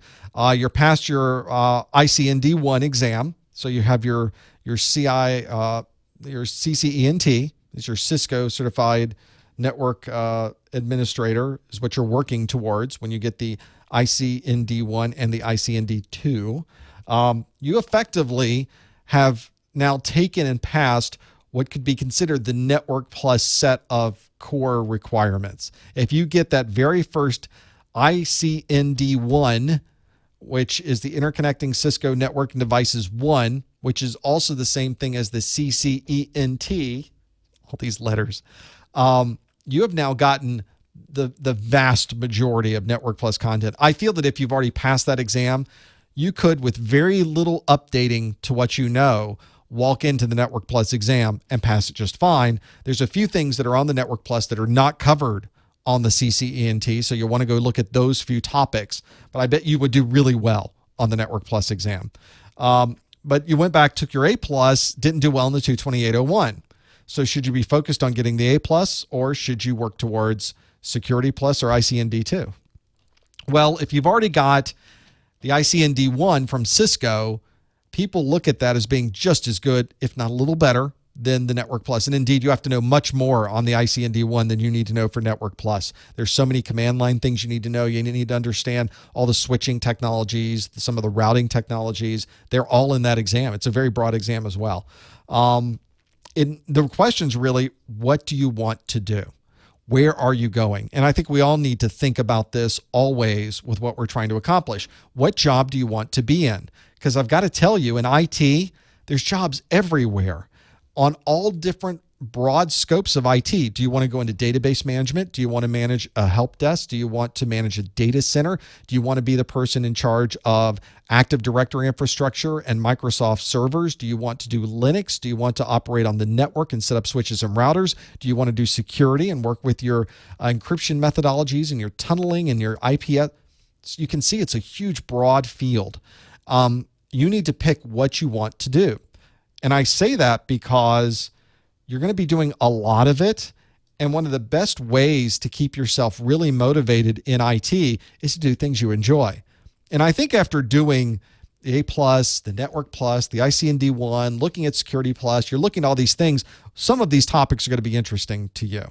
Some of these are going to really click for you. You may say, I've looked at all this. I really like doing development work. I want to be a programmer. Rock on, go do that. I really like working on this network stuff. I got into the Cisco stuff and it clicked for me. And maybe that's exactly where you should be. Go focus on those things. You just find the niche that works for you. The jobs are waiting for you. You just need to figure out over the next year, what do I want to do? That's kind of an easier question than over the next 3 years, what do I want to do? Over the next 5 years, what do I want to do? Sometimes these are exactly the same answer. Sometimes they are very different. Sometimes you have no idea. When I started out in this industry, the internet was not a thing. There was no internet. There was no internet. What are you talking about? There was no Facebook. There was no Google. There was no Yahoo. There was no anything. We did have Novell. We had file servers. We had our own networks. We had wide area networking. We had our own frame relay and wide area network lease line connections. We had telephone systems that we were using. There was really no voice over IP.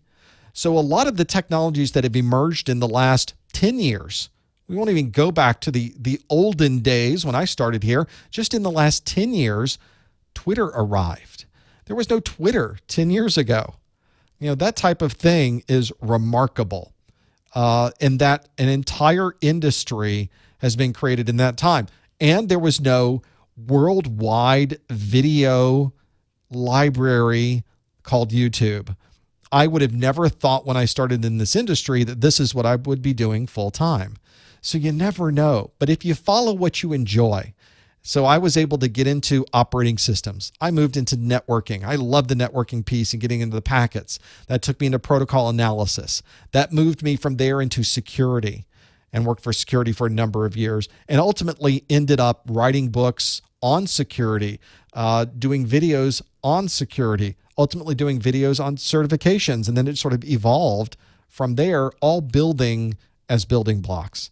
So think about what you want to accomplish and build your certification path that way. Don't rely solely on certifications either. It's about certifications. It's about practical experience. It's about formal education. You need a good helping of all of these things to have your best shot at what you're trying to accomplish. Maybe it's not working for anybody else. Maybe it's doing your own company. Find the niche, find the need, create the products. And that's the way you make it happen. And maybe you don't know what it's going to be, and that's fine too, because you're not going to be able to plan everything. There will be, in this industry especially, things change on a daily basis. Companies are purchased, companies are sold off, stocks go up, stocks go down. You never know what's going to happen, which I kind of like in this industry. You do have to take a little bit of getting used to when things happen quite like that. But it's one that you're always learning something. You're always moving ahead. There's always places to go. And that's one of the things I love about IT. No question on that. So back to the questions. That was a very long answer to what seemed like a very simple question, wasn't it? So let's see. So Aaron's thinking maybe more Cisco certs.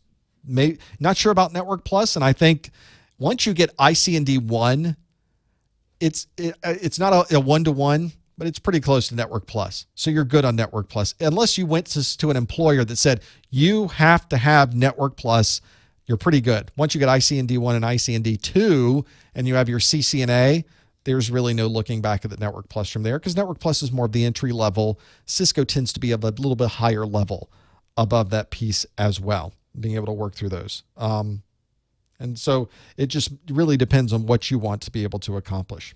Let's look at other questions from the chat room. Let me flip over and make sure we're good on my systems here. Let's see. I'll keep flipping through, et cetera, et cetera. There's other ISC squared certifications out there. ISC squared has a lot of good certifications. If you're thinking of going into government work, the question is from Sammy in the chat room, should you consider ISC squared CAP certification?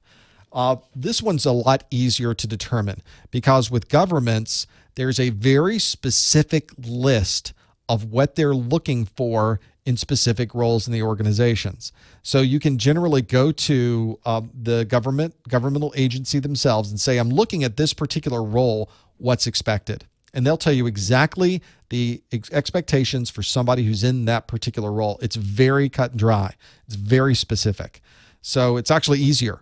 I find that a lot of people working in the U.S. federal government, Security Plus tends to be one of the more popular entry-level certifications that people in the federal government IT space need to have. So they often start with Security Plus.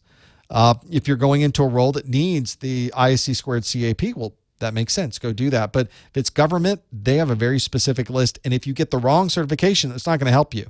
But I have the ISC. Here's a good example. I have the Cisco ICND1, which is actually comparable, if not a little better than Network Plus. And they go, that's too bad. We need Network Plus. You need to go take the Network Plus. So don't be in that position either, where you've taken the wrong set of certifications for what you're shooting for. Go look at the websites where people are trying to get jobs. Go to the dice.coms, the Indeeds, the Monsters. Find out what jobs are in your area and find out what they're asking for. That's a great way that you could really set yourself up for success, by determining what are people needing in my geographical area, because different areas have different requirements. So Lori in the chat room says, I'm preparing to take Security Plus. Some of the tests I take, I do well on. Some I get lower numbers. How can I tell when I'm likely to pass the certification exam?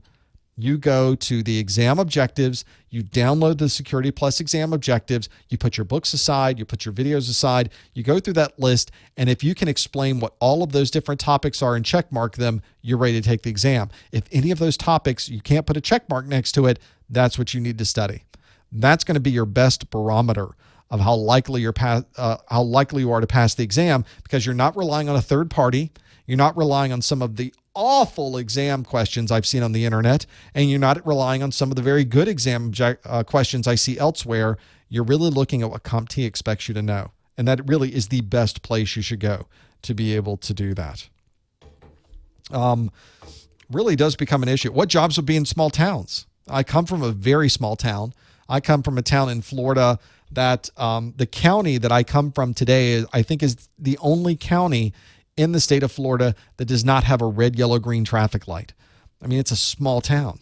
And what jobs would be in a small town? Well, there, you're not going to work for an enormous organization. They're not going to be huge companies that have their headquarters or a large section of an office building in a small town. But there are, in some of these relatively small towns, large insurance companies, large governmental agencies, and you might even want to consider being the person who works for all of them. Maybe you have your own business where you take care of their systems. You go from small business to small business to small business in this small town, and you take care of all their computer systems. You take care of their networks. You keep their systems secure. There's certainly a market for that as well. Think outside that box. Think outside what people traditionally do. Find out where the need is. That's your first step in building that business plan. Find out what people need. Where are the gaps? Where are the things that people keep asking for, and go after those things? I know in my small town, if I was still there, that would be a huge opportunity. There's got to be somebody who's in where I grew up doing that kind of thing, because it's so needed by every place. The dry cleaner, the grocery store, the government, local government, and what they're doing there, being able to work with the banks, the local banks in town, the gas stations. They have to take credit cards, right? They have a network. Each one of these places, and all of the retail stores in town, all of those places have computers. I was just purchasing something that had to do an online registration before I could purchase it. And so they had computers. Half of them weren't working. That one's not working right. The tab key doesn't work, so we can't use that one. We were all lined up trying to get registered on this computer. I'm thinking to myself, here's a huge opportunity for somebody to walk into this organization, keep everything up to date. Their customers would be happier. They get things done faster. There's a huge opportunity there, and to be able to do it. So the exam banks, I don't even know how to recommend what exam bank is good anymore. I don't spend time looking through them. So unfortunately, I can't point to any one. I've used the GTS Learning products. That's the only one I know. All of my videos were created using the GTS Learning books. The GTS Learning has all of their sample exams online. I have access to all of those. So I usually don't go outside the scope because I don't need to be able to see those. So I can't point to a specific set of sample exams and say which one is great and which one is bad. I can tell you that I've seen some that are great, and I've seen some that are horrible. It just depends to be able to do that. Local police station, local government is a great place to go to get started because they usually have a need for technology.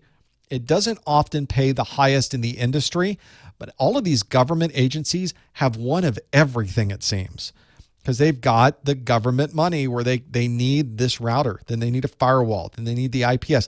And they have such a broad range of technology and so few people that they love it when you jump in and try to learn all this different technology and the way that it works. So there are some real advantages to state and local government or even federal government to that degree to be able to work in those environments where you're trying to get your feet wet, you're trying to learn more about the technology, and maybe you move up into management from there, or you move out to somewhere that's a commercial environment that pays more. It just depends on what your requirements are and what you're trying to do in your career.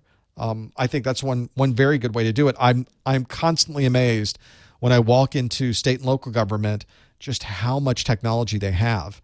And some of these, especially in education, and that's state and local government, your local schools, have a huge amount of technology. Because it's coming from the federal dollars. They've got internet connectivity now set up for all of these state and local government schools. You've got a huge amount of tablet and portable technology. You've got a huge requirement for security. You've got specialized requirements for security because they have to make sure their networks are filtered properly by federal requirement. So you have to filter those networks. You don't even have a choice. It's by mandate. So those are very interesting roles to be in because you don't often see that in other types of commercial enterprises. Same thing for hospitals. What a great place to go to for technology, but a very specific kind of set of technology. A lot of redundancy, a lot of multi-user access to certain components, a lot of portable technology, a lot of wireless technology, and all of it critical. Really an interesting world to be able to work in and live in with those pieces, I think. Really remarkable. So look at those. Look at those different segments, those vertical markets for hospitals, for state and local government, for those pieces, and see what's available, being able to work with those. You really can't beat it for finding those roles and working through those jobs.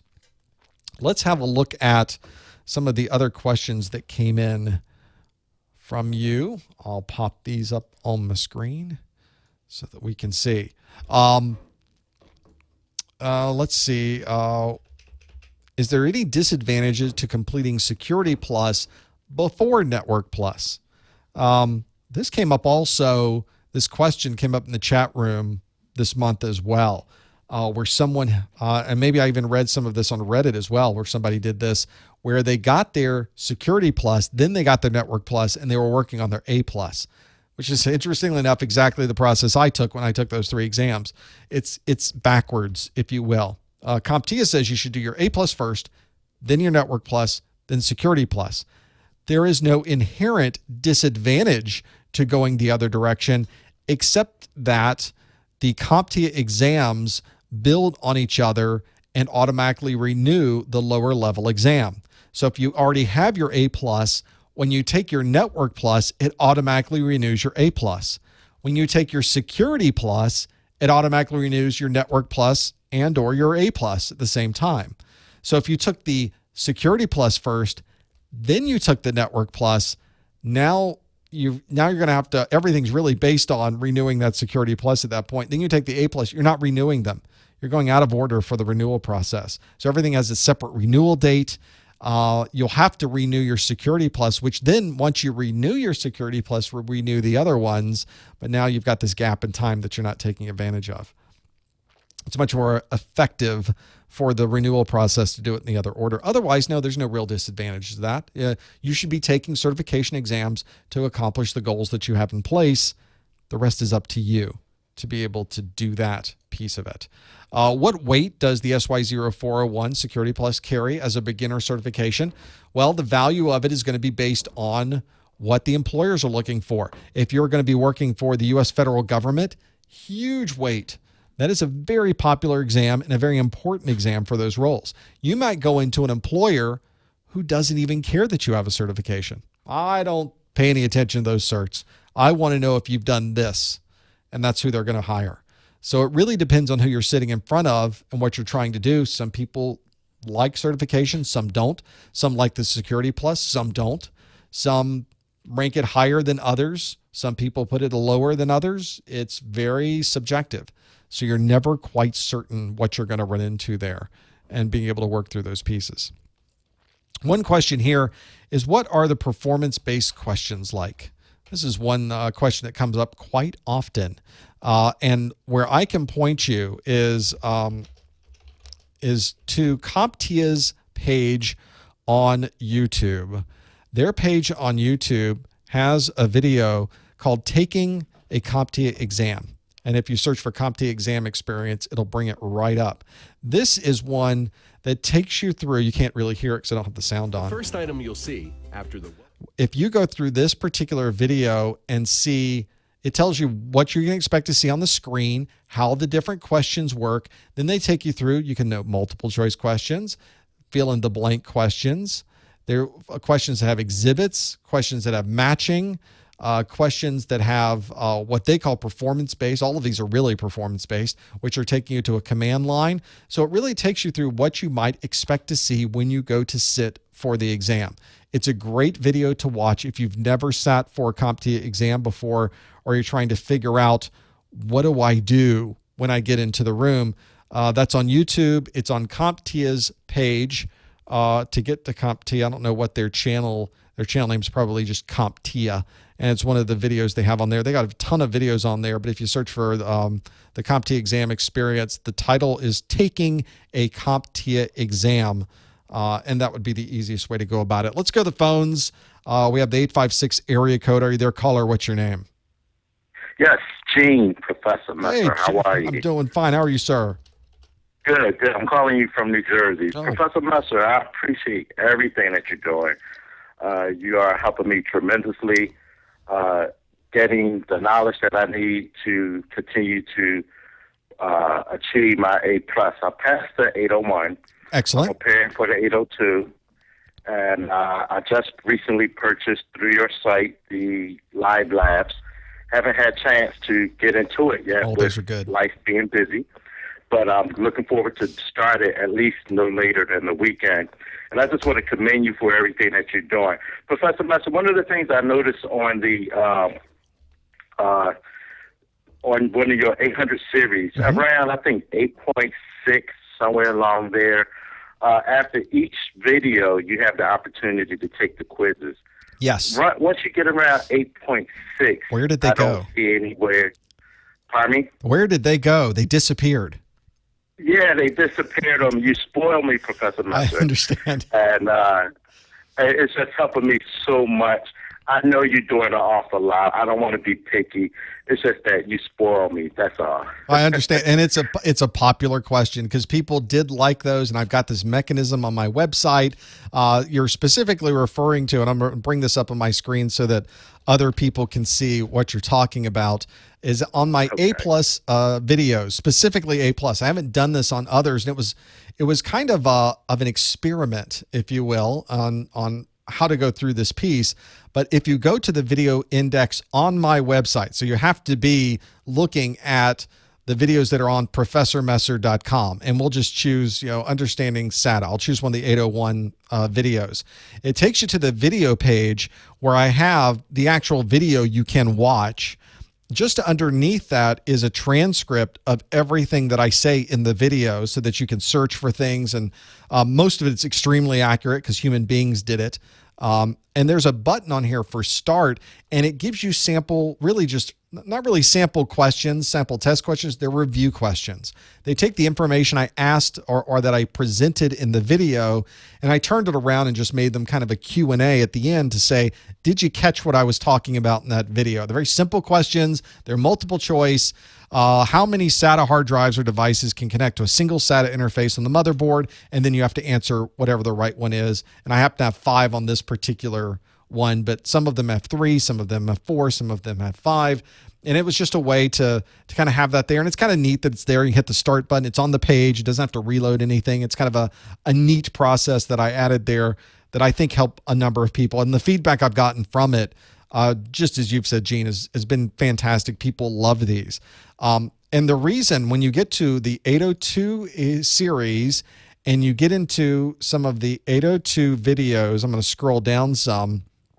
I probably didn't even get into the security section. If I was to click on one of my Security Plus videos that's here and go to that page, one thing you'll notice is it has the video, it has the transcript, but there's no start button there. There's no questions on the screen. Yeah. And it's really just about time. I just ran out of time doing them, that I didn't have the time to go through those pieces. Now, since then, there's a number of things that we've been doing here. I've been able to hire someone who is helping me with content. I'm going through the A plus materials that I'm working on now and getting done. And I have a huge emphasis in being able to update the website and have more of ththese questions available. I don't know if it's going to be in the format that we have on the pages with those other videos or not, but I want to have more questions and more Q&A on my site than I have today. These study groups that I do are a good start because I can get a few questions in and we can go back and forth, and I can tell you why it was right and I can tell you why it was wrong. And of course, I have my daily pop quiz question for A+ that you can get, but that's just one a day. You need more questions than one a day when you're studying for your exam. So I can say I don't have any immediate plans to update that list of questions at the end of the videos, but I really like them. People seem to like them. You obviously said, yes, it's valuable to me. Yeah.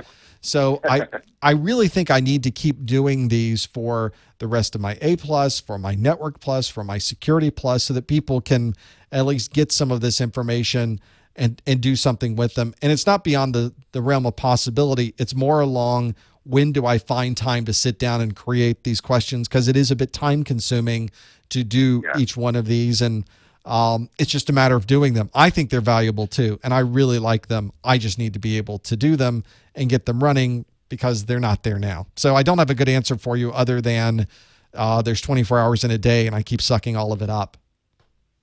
Yeah. Well, Professor Messer, you're doing an awful lot. You're helping so many people, especially myself. I have actually 2 employers who said that they will hire me once I complete the second part of the A+ exam. Nice. And that's because of all the work you're doing to reinforce my learning. So I thank you for that.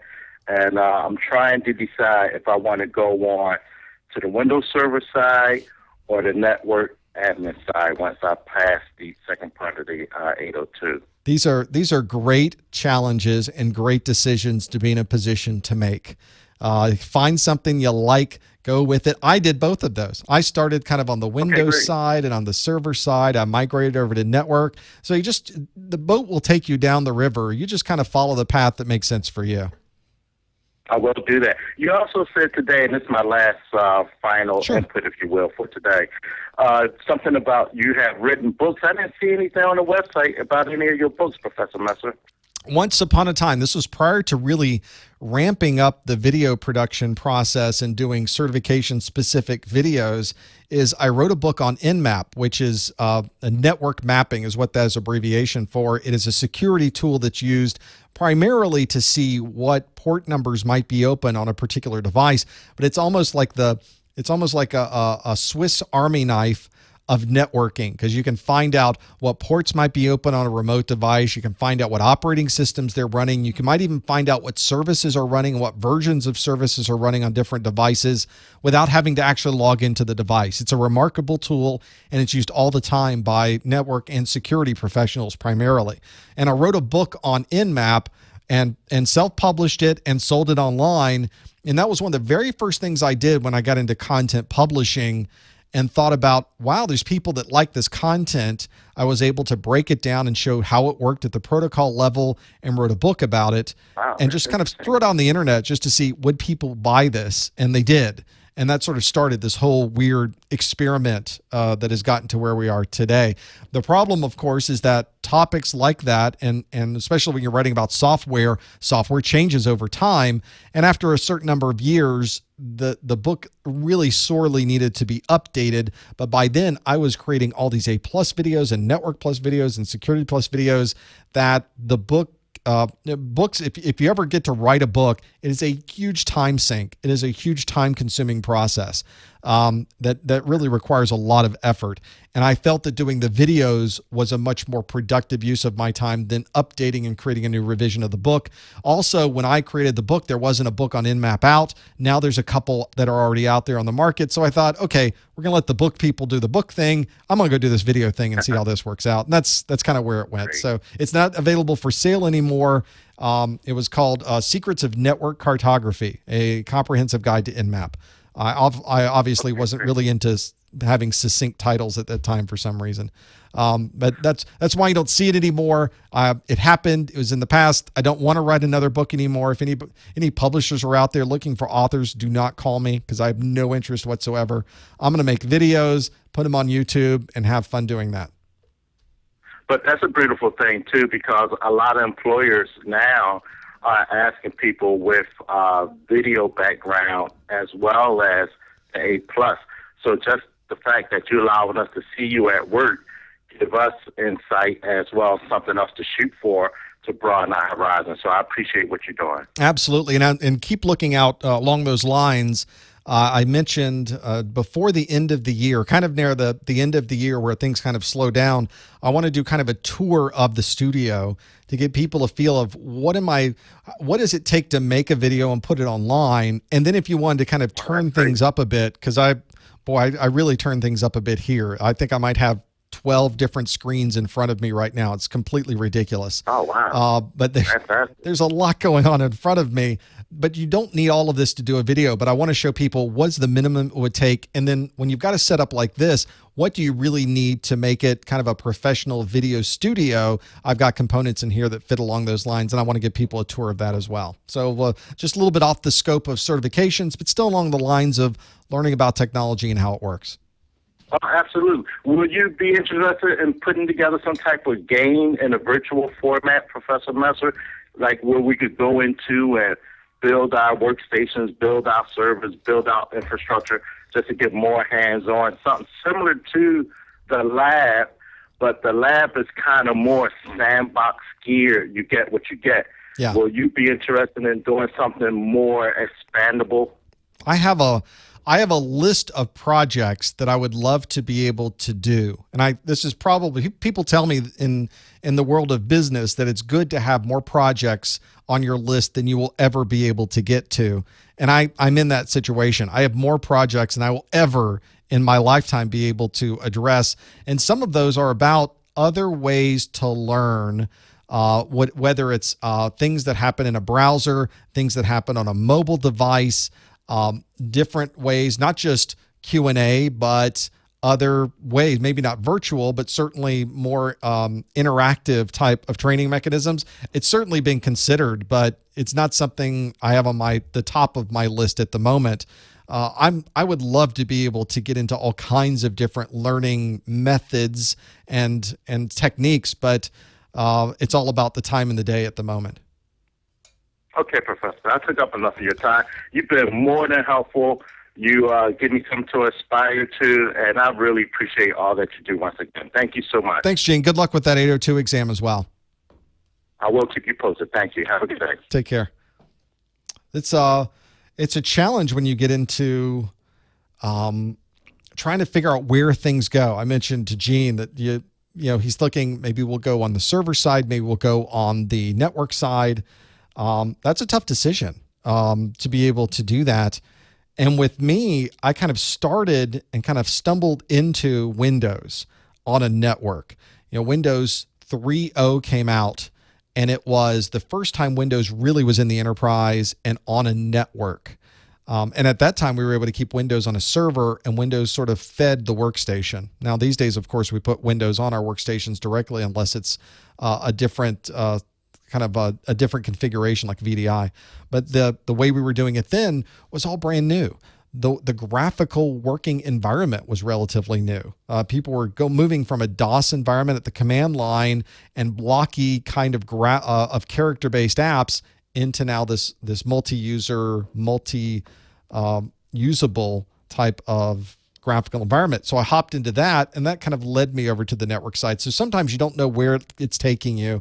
You find something you're really interested in, you get really into it and pulling it apart and understanding how it works, and that leads you over here. And then that leads you somewhere else. So you're never quite sure where all of these things are going to go. So the good question from Kathy in the chat room, it says, you were on a Google Plus webinar from ISSA, which is a great organization for security. Look at ISSA's, maybe they have a chapter near you. It's a great place to meet people in security. This is the Information Security the Information System Security Association.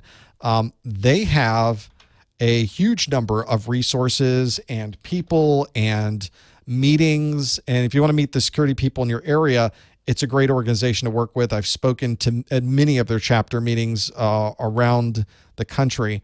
And they have some great things they do in very large areas. They have trade shows that they do. It's a great place to go. So in this ISSA Google Plus webinar, there were hiring managers on the panel. What questions would they ask an applicant? This is good stuff. If somebody has a link to this, I'd love to be able to get a replay.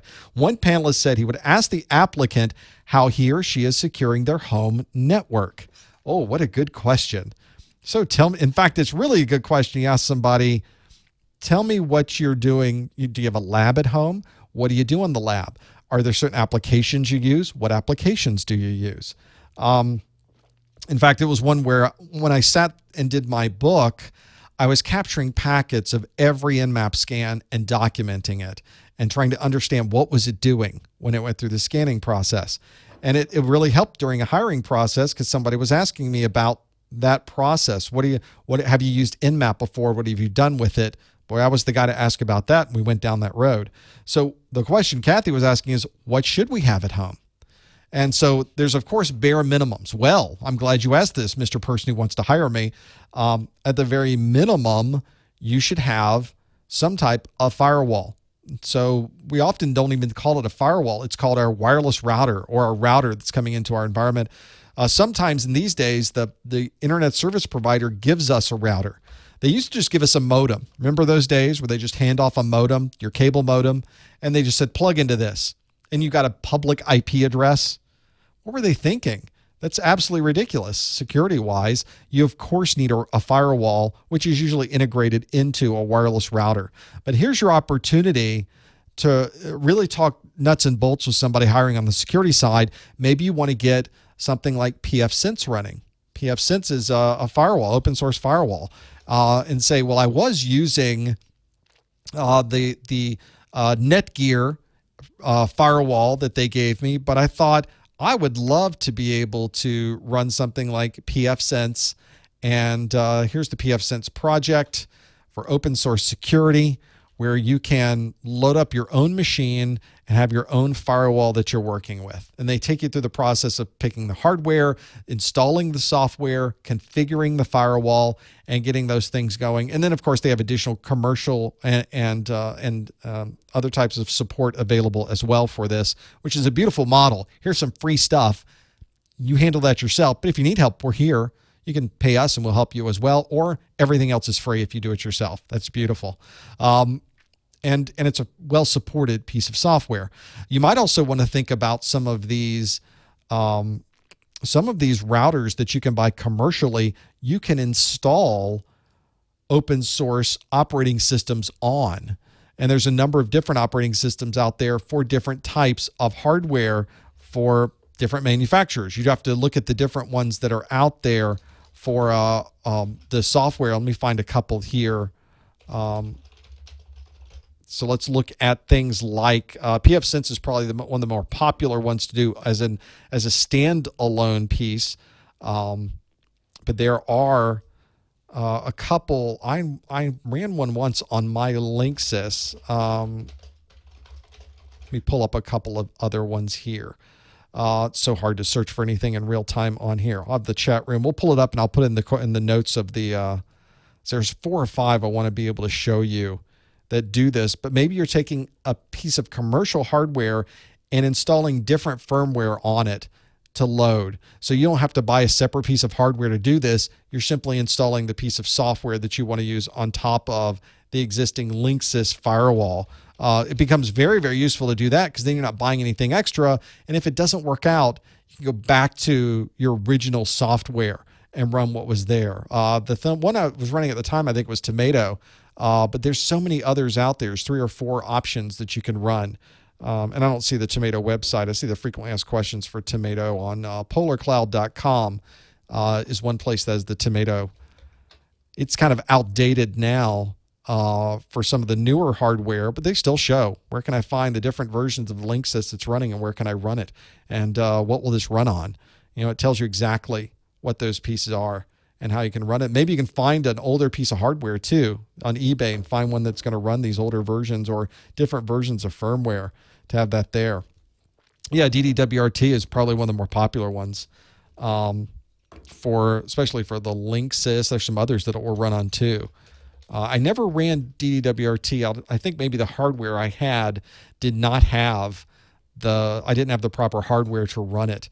But that's probably the one that's certainly more contemporary than running Tomato. And boy, it's a lot of fun too, because now you've taken a box you thought you were running, and now you're running something completely different that very often has much more capabilities than that original box had. If you ever going into those the consumer routers these days, the front ends are just horrible. They are graphical. They only let you do 1 or 2 things. If you want to do something more complicated, they won't let you. Because between my studio and my house, which are in geographically exactly the same place, I have 3 VLANs. I have 3 closets. I'm running links between all 3. I have a 4th network that has security cameras on it. There's wireless that blankets everything. So I have some interesting routing that I'd like to do. Some very interesting routing that I'd like to be able to do. And some of these devices, I have one that's from my internet provider because I have to use their router on my business line because I get it from Comcast. They require that I use their device. I can't use another device as much as I'd like to. And I try to set up static routes in there and it just doesn't accept them. Well, it puts them in, it shows me the routes are there, but then doesn't actually do the routing. So I got to tell you, if you're planning on statically routing something and you put it in the static routing table and then you send traffic to the device, you would kind of like it to route properly, and it doesn't. So there are many times where I would have loved to just nuke the firmware on that device and load up something like Tomato or DDWRT, and then I have much more control over these things, being able to run it and have it there. I think that's so if people are asking you in your interview, tell me what you do with security at home, I just talked, 10 minutes on that. on, oh, here's what I did. I got one of these boxes. You know how hard it is to find the links that you need for this? I loaded DDWRT on it because I wanted to set up an IPsec tunnel while I was at the grocery store, while I was at the coffee shop, while I was at the bookstore. I wanted to set up an IPsec tunnel back to my router, and I could do that with DDWRT, and then I had a tunnel wherever I went in the world back to my home network. That's an impressive thing to tell somebody when you're trying to get a job in security, because you just talked about firmware, you just talked about routers, you just talked about hardware, you just talked about firewalls, you just talked about IPsec and encryption and all of those things associated with it. That's what they're asking about when they say, how do you secure things at home? That's one of the great things you can do. So a pretty long answer to that very piece and having that one there.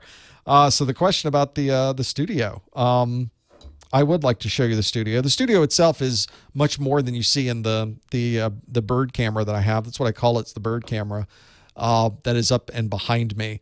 But it effectively, I'll give you a quick rundown so you can see. And I want to do a longer video on this, I hope. So it all starts with the microphone we have here, which is a Heil PR40 microphone.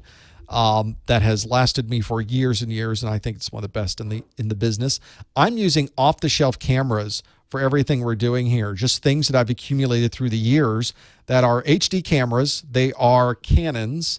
They are, I think they're two different models that I have here. The Bird Cam and this one are different models. I did get the latest Canon.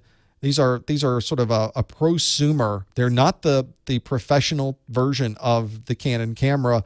They're the ones that you would buy at Best Buy and bring home. Get it at Amazon and bring it and order it from there. And I got the latest one on a rental and replaced it. I couldn't tell a difference. This view looked exactly the same on the newer versus the older. So when everything's lit well, which is the way it is here, it doesn't make much difference as long as you're doing HD. So I've got the camera and the mic. Everything goes into, for the mic, the audio goes into this mixer that's to my left. You can see the VU meters are moving back and forth. This mixer is actually a Linux device. It's embedded Linux in here that's able to take these multiple channels. I'm not even using all the different channels that are here, but it's from a company called Axia, AXIA, and this happens to be their core QOR product. And this console is called the Radius console. So this is one that takes my voice, pulls it in via analog, because this is an analog microphone, obviously, converts everything to digital, and is effectively doing kind of a voice over IP inside this Linux device. It's embedded Linux. I don't see the Linux part of it. It's all a web-based front end for configuration, but it allows me to move the audio wherever I want. So part of this audio is going to my recording systems that you can see recording down here to the right. Part of the audio is going to my video switching system. That is this TriCaster. That's what this big colorful panel is that's just above my keyboard here, that is able to take all my video inputs, because I have a video input for this picture you see here. I have a video input of my big talking head. I have a video input for the screen that's in front of me. I have a video input for the laptop that's to the right of me that currently is got a screensaver because we were done with the slide piece of this. So all of those, there's the laptop. I've got this screen in front of me. There's the bird cam, and here's my talking head.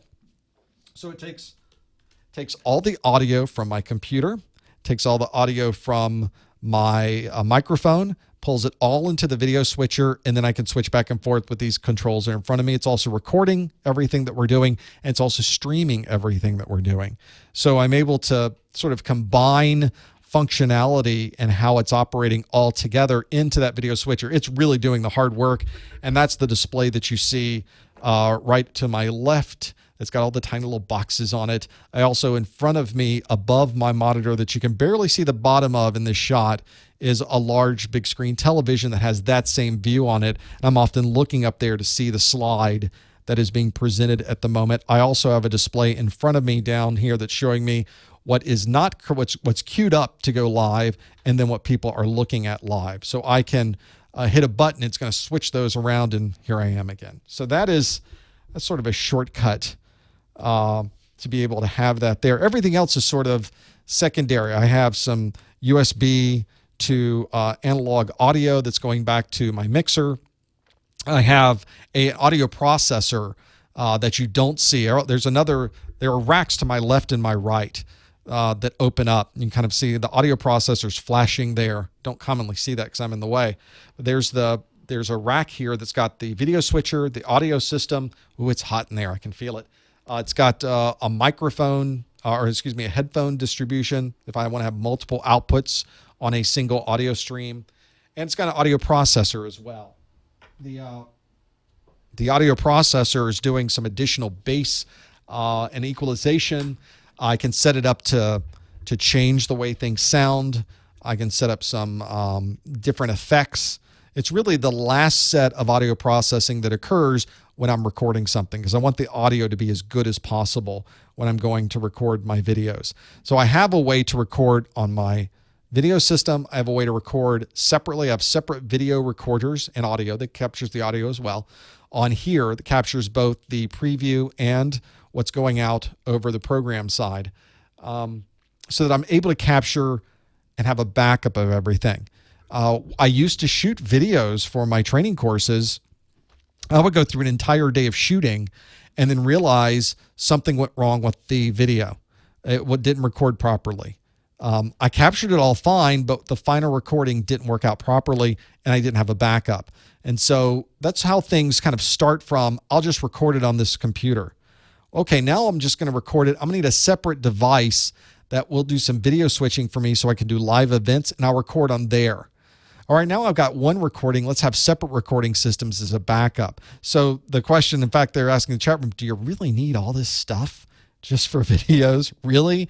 Well, you don't need it, but there are certain things that make it so much easier when you have them, because you have a purpose-built appliance, a purpose-built product that is doing nothing but doing recording of the video. When you look at my training videos, it's these little boxes down here that recorded everything.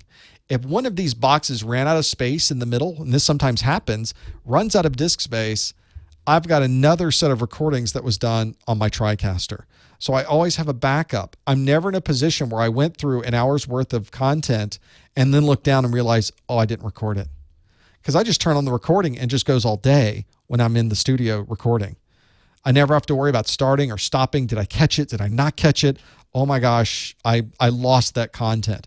So I can do it one time. Everything's captured. But then you get into other things like live events. A live event, it could just be me talking into the camera, which is fine, but I kind of like to have switching. And I kind of like to be able to put you and have you see what I see in front of me. And move around to different screens and show the Socrative piece and show the results of the voting that you do. So you need some type of way to do that. I used to do it through software using Wirecast was the name of the piece of software. Well, then I ran out of USB ports for cameras, and it's one of those that I started with this small boat, and it was great. I took the small boat, my little motor out, and I had my one little fishing pole, and it was awesome. And then I thought I would like to go farther out. All right, I'm going to need a little bit bigger boat for that. And it takes a long time to get out there. It would be a little bit faster if I just had a bigger engine. Okay, we'll get a bigger engine. Well, this is great. Well, now that I'm out farther, I could catch some other kinds of fish. I need some different poles. And that's how it starts. It starts with one machine and a camera. I literally started on tape. I started recording everything on tape with some garage lights. You can't get more basic than that. And we just evolved from a laptop and garage lights and a camera with tape on it to what you see today. So it is a little bit different. And I'm using different components for live than I am for creating the courses, but not really that different. Now that I've got the studio here and everything's always running, I can sit down at any time of the day, just turn on all these pieces of equipment, and when I effectively now record for my training courses, it's exactly what I'm doing right now. The only difference is I didn't hit the button to stream. I mean, I could do that. It'd be horribly painful for everyone to try to watch that process. It's like, it's nothing you want to be able to go through. But it's very simple now for me to come in, and whether I'm live or not, or what, I'm just doing exactly the same process in front of the same equipment with the same recording process, the same materials, And the only difference is that stream button doesn't get hit. When I'll come in here tomorrow and I'll shoot more video, and you just won't see it because I won't hit stream. But it's recording on here, and it's recording on here, and the same microphone, and the same mixer, same setup. I never touch anything. I don't have to. And that's the way to go. It used to take me a while to set everything up, check the audio systems, check the recording systems, what's there. I had my laptop. I was out during the week, brought my laptop back in. We had to plug it back in and reboot to a different operating system. There's a whole thing that happened. But now I don't have to do that. Now everything's just here. Now it takes an investment. It takes time to really put together, what do I really need? What makes sense? If I had to do it again, there are things I would change. There are things I would not purchase. There are things that I would absolutely purchase. I'd put them in different places.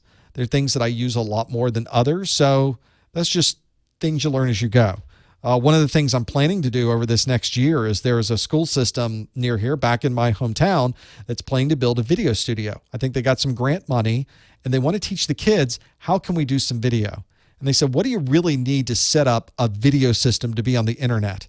I'm like, oh, I will come by and I will show you exactly what you need to set up, where we can start with a laptop and some garage lights, and we can go from there. Just tell me what we've got for the grant, and we'll set up the maximum capabilities for the monies that we have available, and get these kids thinking about creating content and putting video out there that can be valuable, and what they can do from publishing their ideas and creating content and building training materials and teaching the world. And that's what is valuable, I think, for all of us to be able to do.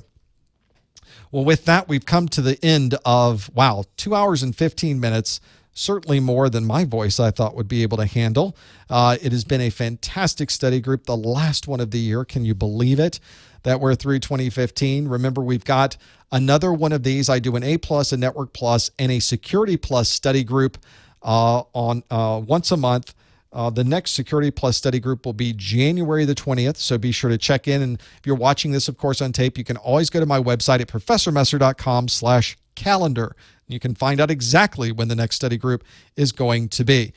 Make sure that you check in with us. If you are sending me the continuing education units, I try to turn those around in about a week or so. So if you don't get an answer immediately, that's because I haven't gotten it to you, but I absolutely will. It goes into a special folder in my email, so I'll be able to turn those around to you. I want to thank everybody for joining us in the study group. Thanks for a fantastic year. It could not be better than this. And every year I keep saying that, and every year somehow it just keeps getting better and better, and I couldn't do it without you. Thank you so much. Have a great holiday. Have a great new year, and we'll see you in 2016. Thanks for joining me on the study group, everyone. Take care.